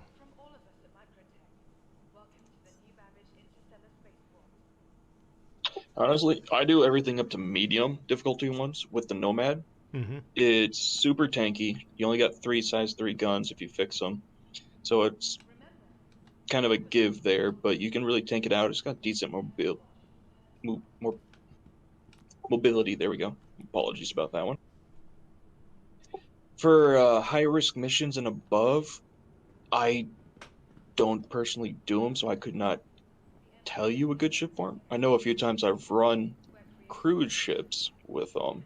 It's been a Valkyrie or a Hammerhead that people want to go out and do them with. But it is a money making to, what's the word I'm looking for? Your AU, whatever, your AUEC. currency versus, yeah, I keep wanting to call it ISK. Your currency per hour that you're putting in. Mm-hmm. You might be able to do more high risk missions, but your payout per mission will decrease. But if you can do it more frequently with the crew, you might be making more money. So you might go out, look for friends that are going to be going out for an hour a day in a Hammerhead, and you might make more money there doing that than anything else you're going to do in the day. So you just do an hour doing your bounty hunting missions, and then go around and fly. It comes down to, though, in my personal opinion, whatever ship you can fly the best is going to be the best one for you. Mm-hmm. Real quick, I just want to mention out to Realm Waters. You know, you had said your suggestion on Prison. The catch is I've been trying now for a while to find what that was. So if you want to just, if you're still watching, hopefully, put that back in the comments just so I can address it, because that was a super chat that came in.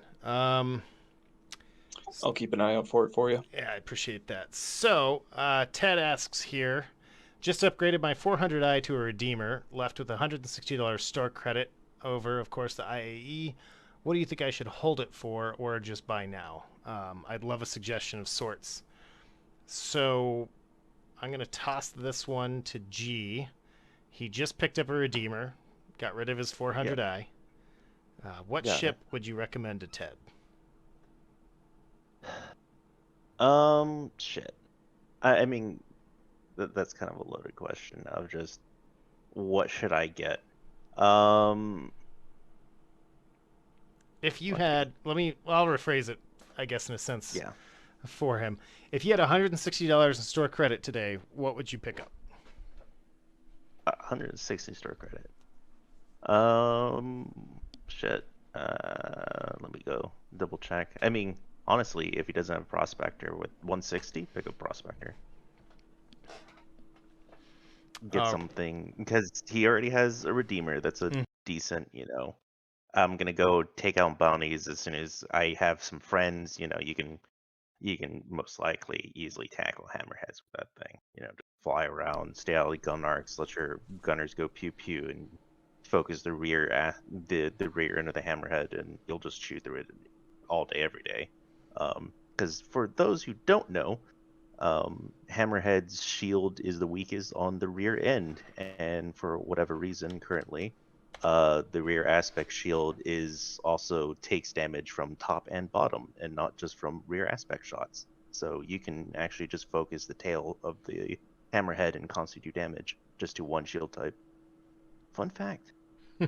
Anywho, yeah, so that's what even with your, smaller fighters, you can try to do that, and you most likely will kill a hammerhead. So you'll be surprised what you can kill with a hammerhead, or like kill a hammerhead with. Yeah.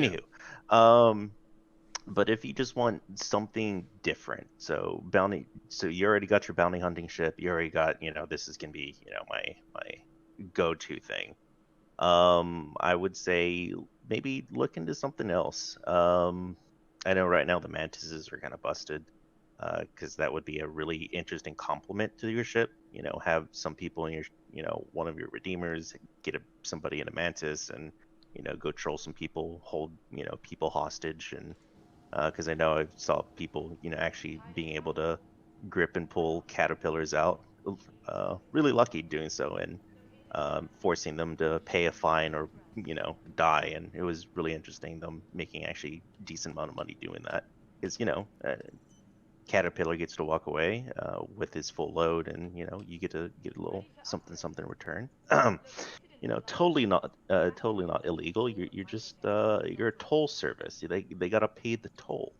Anywho, um but yeah, no, so I would definitely look into either, a cargo runner, so you can probably go something like a freelancer, has a decent amount of cargo, and you still got, $50 to spare, and you can look in picking up something like a rock with that extra 50. Um, on top of that, if you're looking for just hey, I want a mining ship, prospectors are pretty good. They'll something that changes up the gameplay, so you're not always doing bounty all the time, and even mining itself, and even a prospector can net you a decent amount of income with that. Yeah. And allows you to actually fly around, see the different surfaces. Obviously, people have prime spots and go, this is where you go. But either way, I mean, it gives you a reason to not stay up in orbit all the time.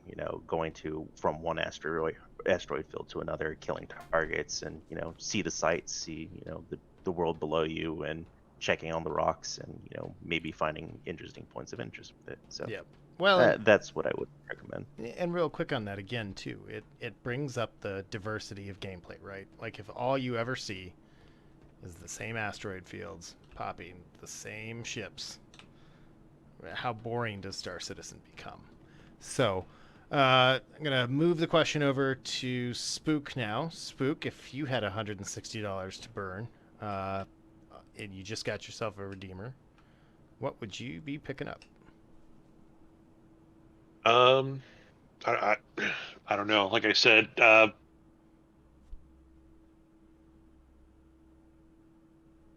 honestly, I'd probably be looking for something like what we were discussing earlier. Probably be looking for something like the Saber, Yep. personally. And the Saber does. You're gonna have to invest a little more, but hey, if you got 160 Yeah. in credit and you toss an extra 10, you know, I'm not gonna hold you guys die hard to the 160, but if you're going up to like a Connie Taurus and getting up, closer to 200, that kind of defeats the point. Dietrich.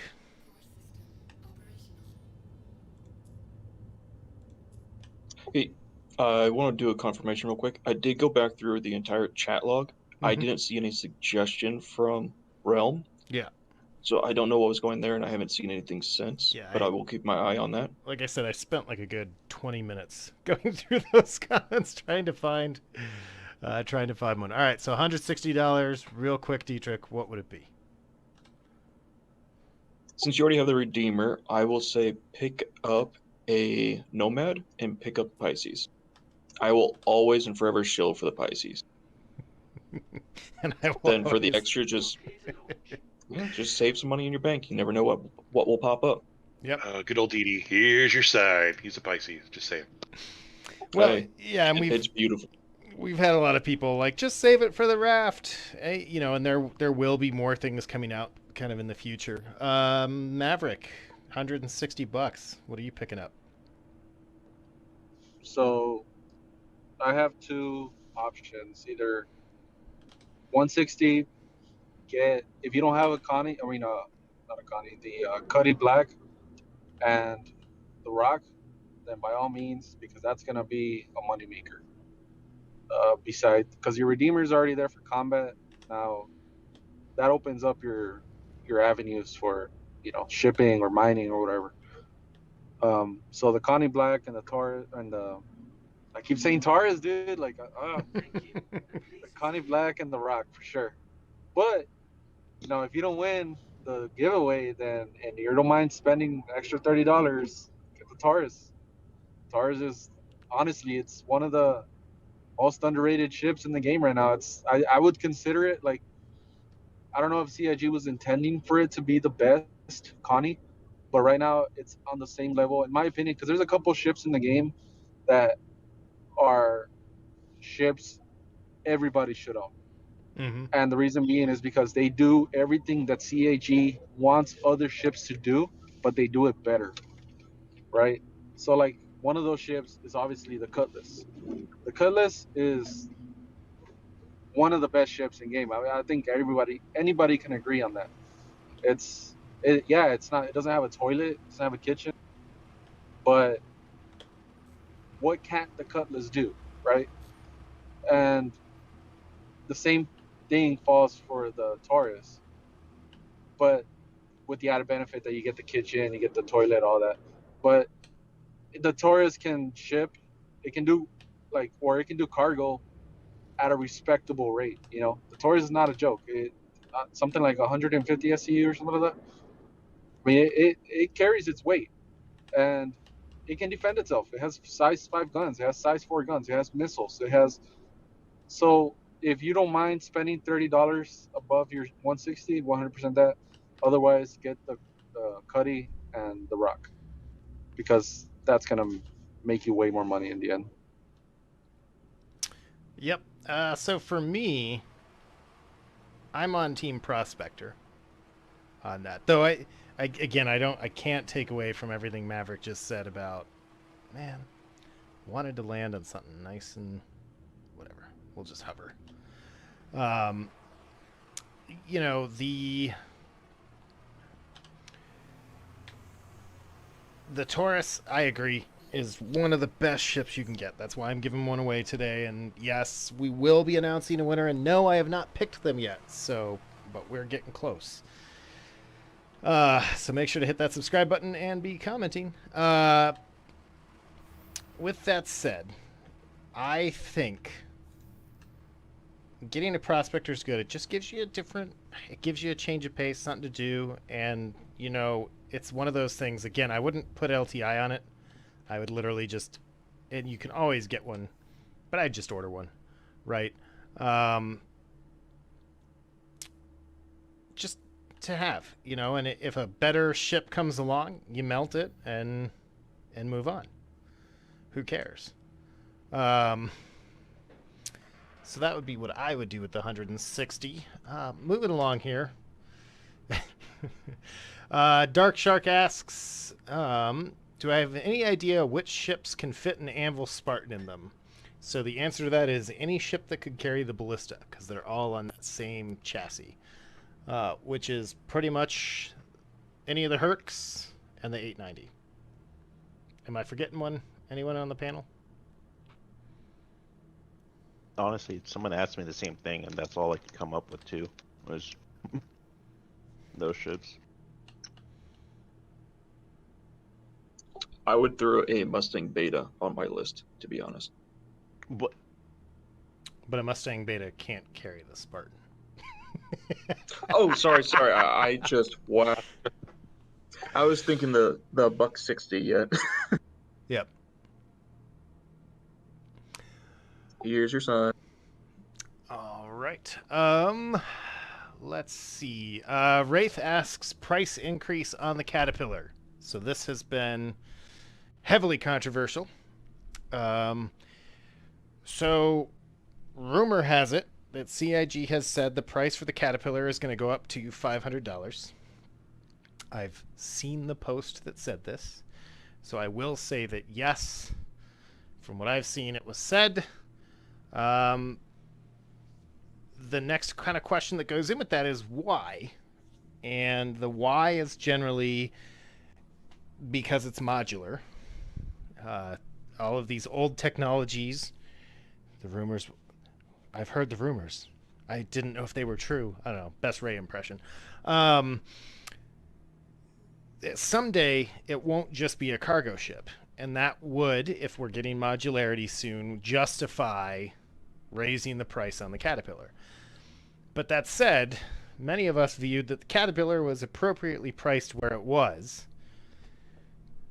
We will have to wait for Drake Day to see if the increase actually is happening, and, more importantly, why it might be happening this year all of a sudden. So,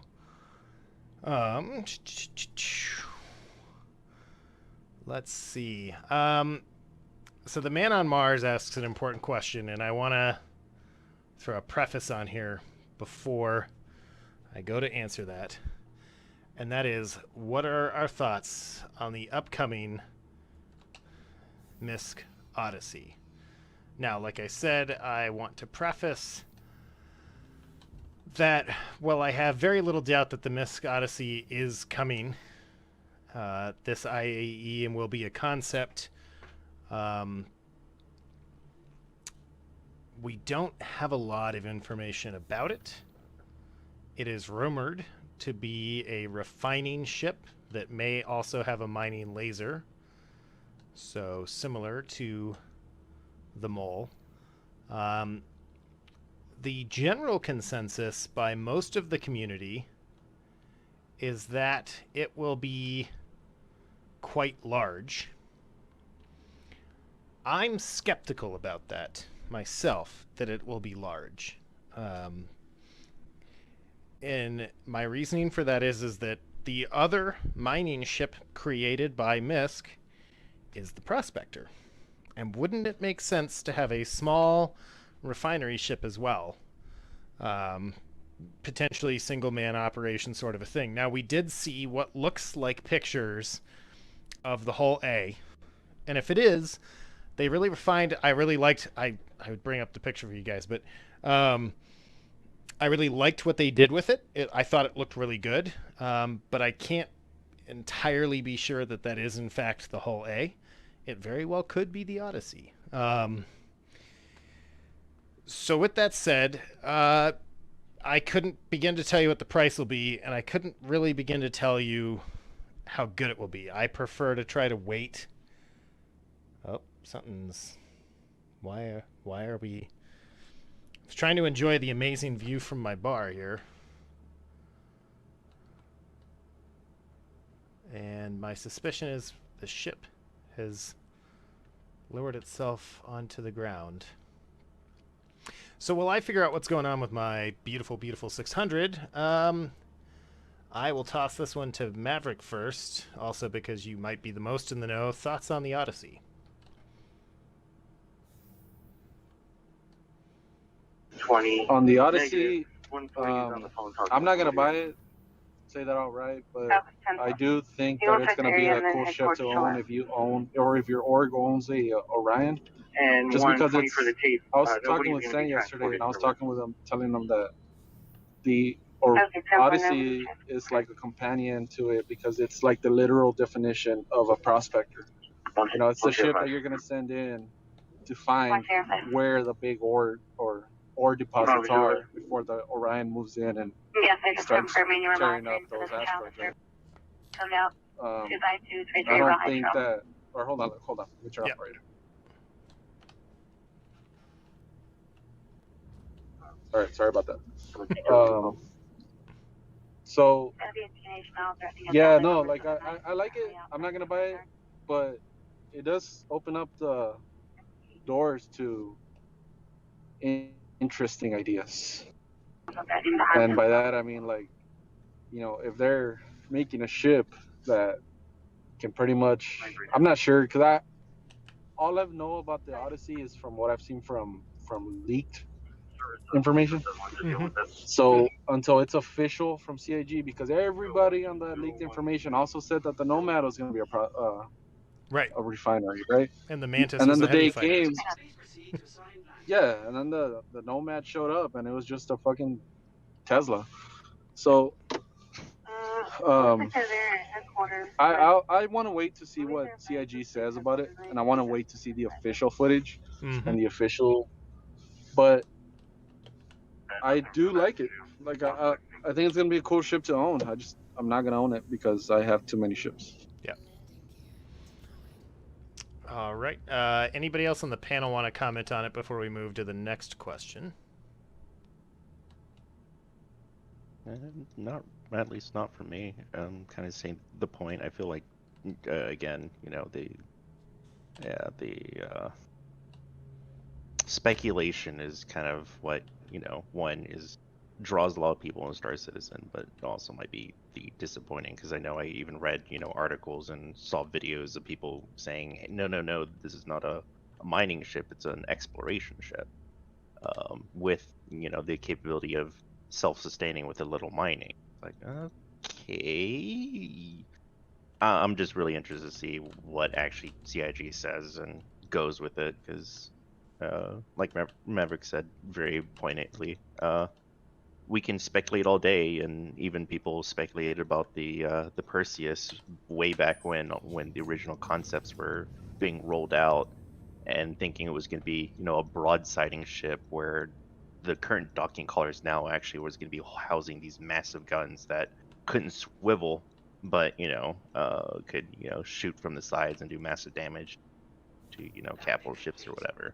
And so it was, and even after the concept was announced, and well, at least not announced, but shown, or additional leaks, everyone's thinking, oh, it's either going to be this size or this size, until we finally actually got concrete evidence of how big the ship was, even. So I definitely say, like Maverick said, just very much hold out, wait until CIG actually comes out with something, because speculating at this point kind of nets a lot of nothing. Be prepared, and maybe if you think it might be something that you want to pick up, sure, save the funds for it. But just, at this point, I'm very much I'm gonna wait till more information and CIG puts it out plainly before I decide anything. So yeah.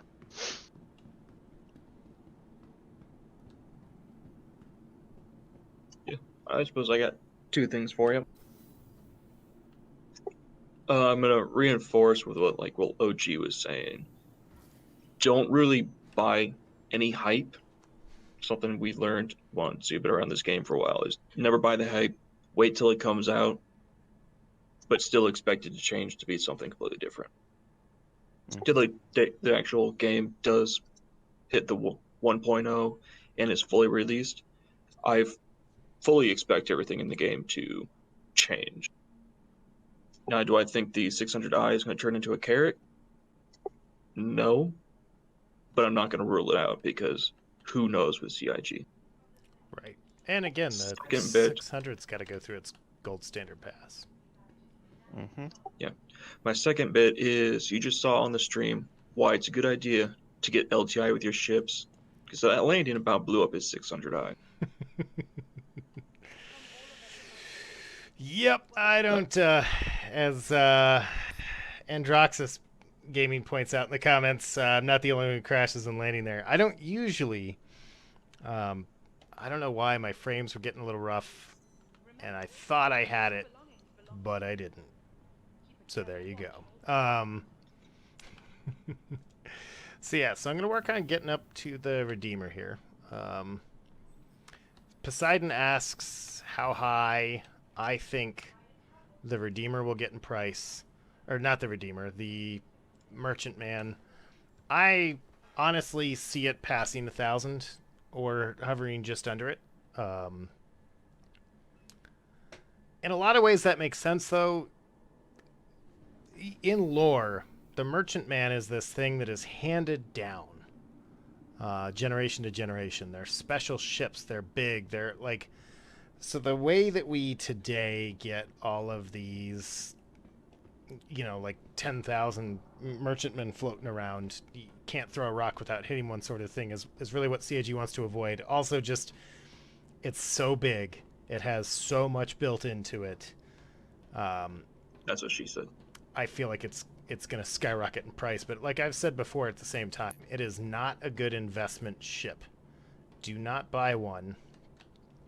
I'm looking at the ramp like an idiot.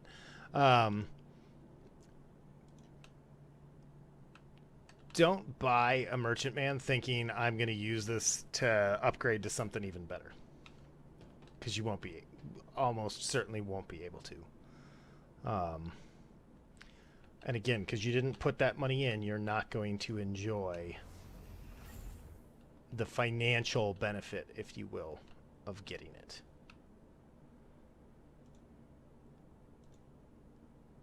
Yeah, close, but I'm trying to... I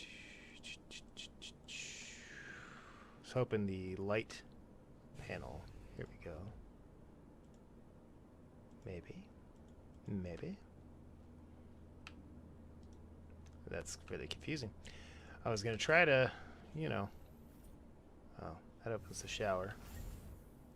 Everything's freaking out. I'm trying to just get the lights on in here. Turn the power on for the ship. Yeah, I guess you have to. Which is a change. It's a good change, but it's a weird change. CAG's kind of moved away from that.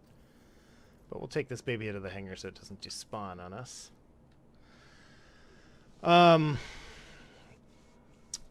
So yeah, I mean, price-wise, that's what I see on the on that. Now, Yashik asks a really good question here. He's wondering if he said, is the war bond option always the cheapest price you can buy a ship for? His next question is, how do people get discounts when doing CCU chains? The answer to that question is in a number of the videos that I've recently released in this last month. Hey, bro, I gotta go, but I'll be Yeah. in the chat. Appreciate it. Thanks, Maverick, for Have a showing good up night, man. today. Yep. And have a good one. Yep. So, but as I was saying, right, like, so one, I've done a bunch of videos on CCU chaining and whatnot this month. So go watch those to get those answers. And I don't mean that to be dismissive. I just mean that to say I'm not going to spend the time now to explain it. As far as cheapest price you can get the ship for, yes, with an asterisk. The Warbond price on the concept release is the cheapest the ship will ever be sold for. But again, we have to pay very close attention to what I just said. The cheapest the ship will be sold for. Now, how can you get it even lower on the gray market and everything like that? Well, that's using CCU chaining, right? It is possible to get a ship cheaper than CAG ever sold it. It takes a ton of effort and work to do so. And I've spent a lot of time in the last 2 weeks kind of really diving into the notion of, is it really worth doing that, right? Something that comes up regularly and I get chastised for by some people, like, oh, well, don't think of it as buying ships, think of it as backing the project and this, that. Okay, first off, yes, it is very much backing the project and thinking about it, but also I'm buying ships.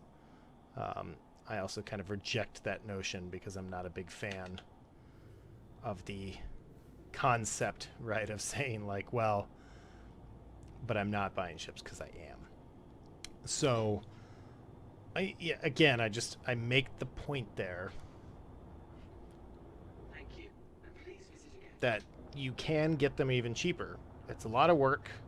It's going to take a lot of time, right? Like if you really wanted a Redeemer for less and you started playing a month ago,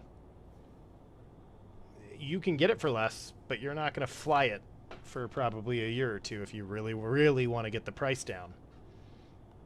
What is the purpose at that point of getting it for less? You can play with it right now if you just pay the price. So that's that part. And yeah, and like I said, Yeshik, I hope you didn't take any disrespect in me saying, hey, I made a video about this, just go watch it. Really, it's just kind of the point of that's made a video about it, you know? Yeah. I'll play devil's advocate right here and go. The videos he's damn water bottle. The videos he's made about this subject are going to be able to get into a lot more depth than we can right now. Right. And it does answer your question in good detail. And like me, I've been in this game for 2 years. I had no idea that you could do certain things with the CCU chains. And it's like they're talking about this, and I'm like, I don't understand what you're talking about. It's like, I need to have the ship in order to do it. But it turns out you don't need to do it, and he'll explain why in his videos and show you how to do it, walk you through the process. So if you're inept like me, it's like, oh, hey, this is the game for idiot savants. Yeah. And I will also just add really quickly, since in a way this is also kind of answering his second part, and I feel like should be kind of for a lot of people who don't know, because this is just at least interesting information. CIG does do quote unquote CCU sales. So I think was it last military sale, which this coming we can be again during May. So also that's Invictus. the other thing is Invictus, don't fret over missing certain ships or not having the money for certain ships, because Invictus is another big ship sell time, and that's all military stuff. So it's I don't know. There's a lot of chances that you'll get to pick up what you want, but they do at least do certain sales for CCUs, and so you will see the war bond option, and war bond is obviously new money going into the game. But so it was stuff like, hey, my Perseus to a Polaris was $25 war bond, and so I would save effectively, since I only paid $600 for my Perseus, I would save over like $125 upgrading to the Polaris from Perseus, stuff like that.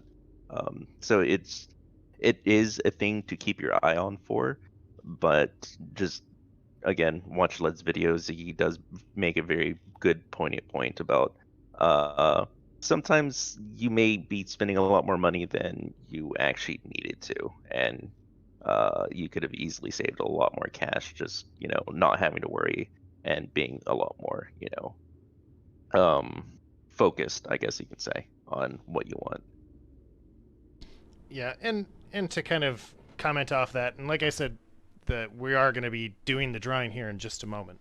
But one of the things that I feel like falls on deaf ears a lot, that I really want people to understand, is my point about by not pursuing saving every last penny, you very well could end up in a scenario someday where you save a lot more money on a ship you really want. And it's a nebulous concept, right? Because again, if you're buying up these concierge packs, leveling up, right? You go from the Explorer pack to the Mega Explorer pack, and all these things to I'm scoring these tokens and getting these CCU chains and all of this stuff. And instead, if you have a more focused fleet, what you're going to end up with at the end of the day is the ability to, instead of upgrading to the Mega Explorer pack, buying the Perseus that you really wanted instead. And even though you didn't realize it, you by not going ham and trying to squeeze every single penny out of IAE and Invictus and what have you, and you end up getting the ship you really want for less, you really will save more money. And I always tell people, one, don't spend money that you can't spend on Star Citizen, right? Don't eat ramen for the next month to afford your Misk Odyssey. Just, I know it seems like common sense, but I have to say that. Oh, that's fun. All right, let's jump out of the pilot seat here, because this will kind of take us into very much a question that was asked earlier as well. So what's my best in show so far? And even though I've not really walked around, I mean, obviously I've watched the videos, but we're on it. So far for me, this has been the best new ship to come out. And it's not new, and that's actually a big piece of why I say that. I'm super happy with this because this is a ship that we've been waiting a long, long time to get. And because, yeah, I mean, I've always been a fan of the Warden series, and this is like the Warden series 2.0. So I'm very excited. I think this came out great. And I've been on the fence about adding one of these, and I don't want to admit it, but I might need to put one in my fleet. Because this came out really, really well.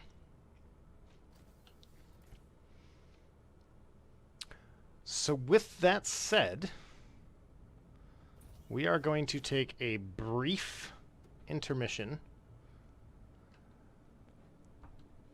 while I bring up kind of everything I need to do. I'm going to go through, draw a name to see who's going to win our 12K sub giveaway of a Connie Taurus, which, let's be honest, should probably be best in show this year. So yes, so for everybody that's watching, again, hang tight here. I'm debating. Yeah, we'll do this. I was just going to put you guys on the Be Right Back screen. I have multiple monitors. So you're just going to get game audio here for a little bit. The rest of the panel, if you guys want to share some thoughts as well here while I'm doing this, I will put us back to... Wait, we were... Nice. Okay. I love this thing. I'll let you guys talk while I work on drawing our winner. Okay. Hey, Evergame Studios. I do like your comment about the inner layout making no sense, because originally, if I remember correctly, on the original blueprints, the drop seats were downstairs and the beds were upstairs for the actual ship crew. So all you had to do was drop the ramp, and your people would be immediately be able to go outside. Don't have to worry about decompression, anybody sleeping, or anything of that nature. I would have loved to see that carried over with the new, but they didn't do it. Spook, any thoughts on it? No, I'm really impressed. Just in kind of observing and I mean, again, it's a matter of role, right? And so I think this fits really well. Plus, as a red shirt, the expendable crewman, I'm looking forward to serving on and manning up this sucker. Hurry up and get it, led. Yeah.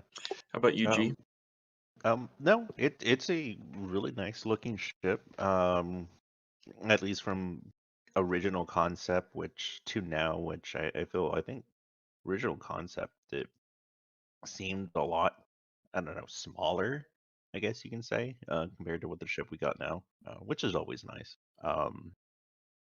But yeah, no, it's. I would love to fiddle around with it a little more, and I most likely will end up doing that later today in the verse, just to kind of enjoy it, figure it out, But all around, I pretty like the ship. Other than that, yeah. I'm just trying to read the chat right now for some interesting inspiration. Yep. Adroxus Gaming did post, and this one I have issues remembering myself. If this was WoW, the clans, what are they actually called in the game? They're not Orgs. orgs. They're They are orgs? Yeah. Okay. Yeah. Organizations. Yeah. And so each organization, this is more the roleplay aspect, at least on their server or whatnot. Well, some orgs will be like, hey, we are, a special defense force, blah, blah, blah. So we're like a security detail. We like to work a little more with, being bounty hunters or, PvE bounties, yada, yada. Or you'll have stuff like criminal organizations and be like, hey, we're going to be, pirates and we're going to try and go, be the Yars of the space boys. So it is, yeah, I think we're doing a live winning giveaway thing for the Taurus. Anywho, but yeah, no, that was how the orgs are kind of are, and so you can go create your own org. Say, hey, this is quote unquote lore, our lore about it, why we formed, and just a good place to put that together. By the way, I also really good segment here. I can absolutely show for Lead. Lead also has a organization. You don't have to pay money to join at least the what is it, the Star Citizen org. So look it up, and apply. Yeah, there you go, Squadron 82, and yeah. Yep. Ah, I see. Anywho, so it's called Squadron 82, whatever. Look it up. Yep. He will sometimes get around to it, so it might be large breaks in between because CAG and their I don't know, their website can be pretty janky. Yeah, to be On the totally subject fair, of now they can hear me, I'm just super bad at approving applications to the RSI, org thing, but it is totally free, totally welcome to join.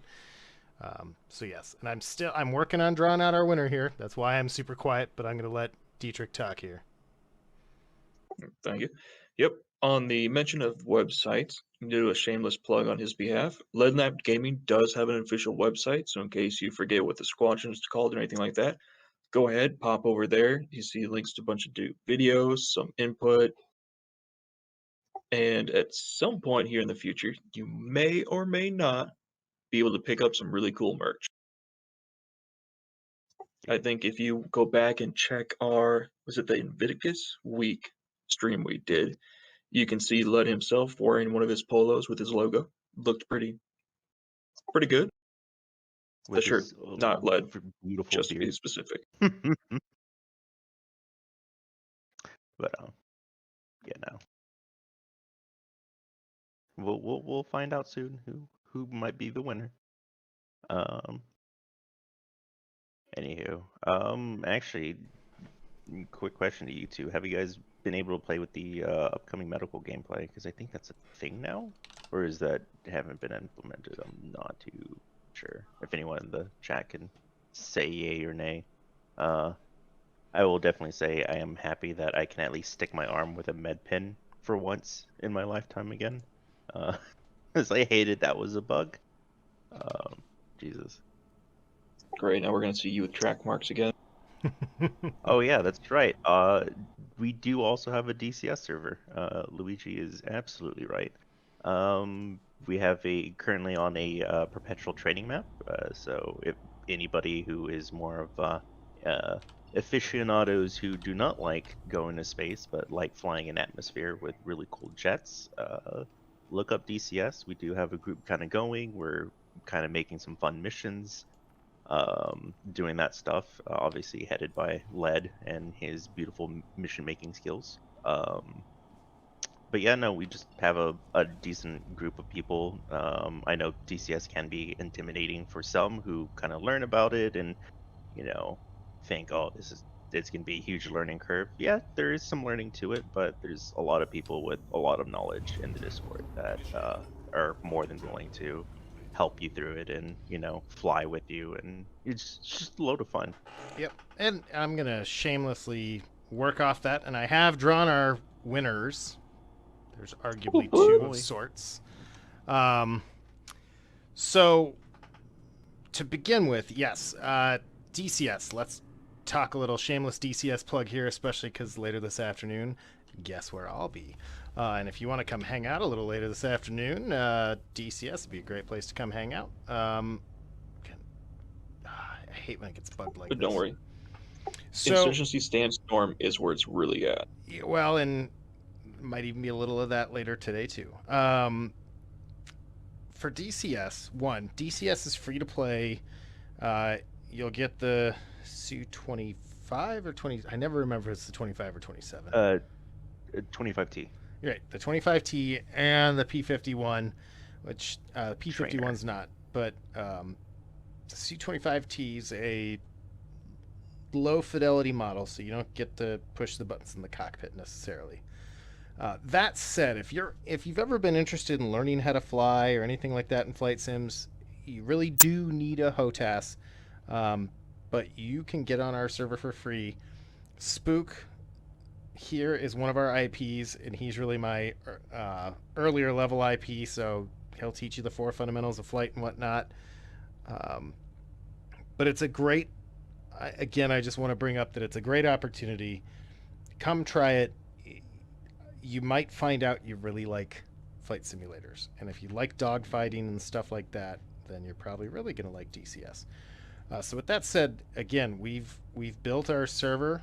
It does cost us money. So again, joining Led's Legion, the Patreon group, to support the channel financially helps it create content, helps us keep that server running. Maverick, out of the goodness of his heart, and with Dark Peak Entertainment, are who provide the Insurgency server we use. So again, just to kind of reiterate some of that, if you've ever had an interest in and want to learn, come check it out. Come hang out. Totally welcome to new beginners, and we'll teach you. Or if you kind of already know the ropes, come hang out. We got fun missions. Goat Rope 5 coming up this week. I know the A10s are going to have some very interesting stuff going on. So, with a name like Operation Goat Rope, how can you really go wrong? Exactly. And that kind of tells you too, even though we approach these missions with a sense of trying to do things really the way it's meant to be done, we're not Grim Reaper's level. If you play DCS, you know. But still a lot of fun. We try not to take ourselves too seriously on the server. And we do have a standing training map that is running 24 hours a day. More and more things added to it each week because I'm a slacker. So yeah, if you're interested. And right now, DCS is having their fall sale, and you will never spend as much money on DCS itself as you do in Star Citizen, though as always be warned, once you start getting into DCS, you're still going to spend Star Citizen quantities of money building a sim pit. Alright, as soon as I can get us landed here, we will get into the winner. And then we'll kind of... Just remember, guys, a crash land is still a landing. Any landing you walk away from. There's an old adage, yep. Any landing you can walk away from is a good landing. Anything that they can reuse the aircraft is a great landing. And, on that note as well, DCS does not have... Nobody who plays DCS can say that they've ever had the same number of landings as takeoffs. Just saying. All right. So, the moment... Oh, that's really frustrating. Thank you, Chrome, for crashing. This is why I screen clip. Will the real Chris Rawson please stand up? And I say that, I'm probably butchering your last name there. But that is our winner, Mr. Chris Rollison. You have just won yourself a shiny new Connie Taurus. But wait, there's more. And of course, because Chrome crashed, I have to get back to things now. Chris, you've got a week, so you have till next Sunday to get a hold of me. Hit me up on Discord. Again, I would post the link right now, but no. Chrome had to crash. Hopefully I can get the comments thing back here. Oh, this is so annoying. Yeah, duplicate select key. No.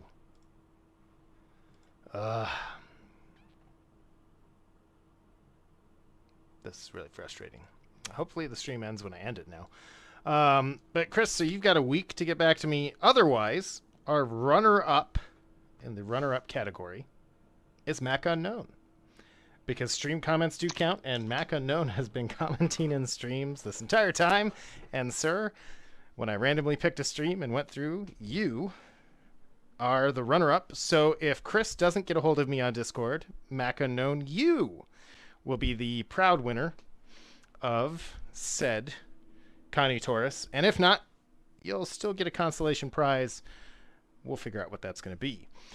With that said, the next giveaway we're doing, and I'm not announcing it right away here, but we are going to be giving away an Anvil Spartan. So if you're looking for one of those little LTI tokens to apply all of those CCUs onto that you picked up this IAE, do keep in mind we do have a giveaway coming up for an Anvil Spartan with LTI. So you heard it here. I can't see anything you guys post in comments at this point because YouTube is really being frustrating here. I'm having to like go around the long way here to kind of figure this out. This is so goofy.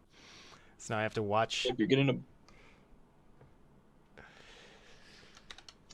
on the stream, you're getting a lot of congratulations to Chris and to Mac.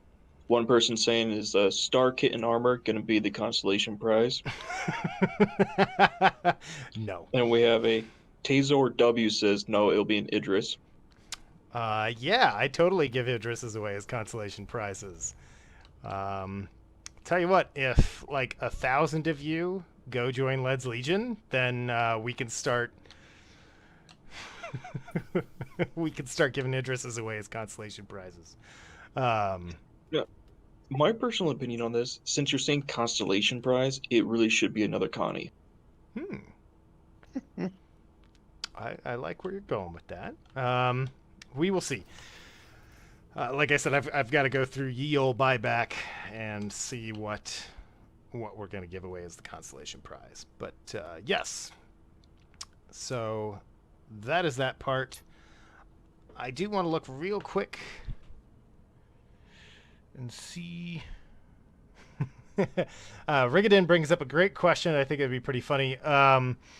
Is there any chance of CIG putting PTVs into the convention centers? And let's be honest, there should be golf carts in there, right? Please. Though I do have to say, I was much happier. Not that I didn't like the look last year, but the convention center looks much more intentional this time around. So I think it looks great. I'm looking forward to it. We still have a couple more days of IAE. Still potentially going to get some content kind of coming out this week. I can't promise what and where, but like I said, if you're interested in DCS and want to come hang out, come hang out. On top of that, Goat Rope 5 going this weekend. We got A10s, we got Vigans, we got Mirages in that mission right now. We could add some other things potentially if you are interested in working towards the final mission, which comes after that. With that, again, I want to thank my panel of Dietrich, Logi, Spook, Maverick, who is in here for a bit. I want to thank all of you for tuning in to watch the stream. I know we didn't do anything crazy, though we did go check out the convention, and we saw some cool things. We watched me smack my 600i on the hangar wall, and if I leave this ship, I will suffocate to death. So that's why we're staying on it. As always, don't forget to like and subscribe. Like I said, an Anvil Spartan is going to be given away next. It's not going to be tied to subscriber count. So don't think that it's going to be like, oh, when we get to 20,000 or something, which would be cool. But if we're going to 20,000, I ain't giving away a Spartan. So yeah, again, thank you guys for tuning in. Thank you all for the great comments, for the great questions. As I've repeatedly said, please do not hesitate to head over to the Leadnap Gaming Discord. Ask your questions. We got the Star Citizen channel. Again, you're always welcome to DM me. I usually respond to those eventually. But if you want a faster answer, and if you want a better answer, potentially, go ahead and ask in the community. Like I said, I'll be in DCS later this afternoon, and maybe we'll be doing some wiggling later. I mean, I joined the Century Club last night with that hundo. Kind of want to do it again. So I don't remember that. I remember a 97, but no 100. it was the very last. It was the one we were successful on. Broke that 100. It must have been after I left for the night. Pretty sure you left when I left. Anyways, as always, thank you all for tuning in, for watching. Don't forget to like and subscribe. Share with your friends. Unless you like Mac Unknown better, make sure everyone to let Chris Rollison know to get a hold of me on Discord. You got a week, buddy.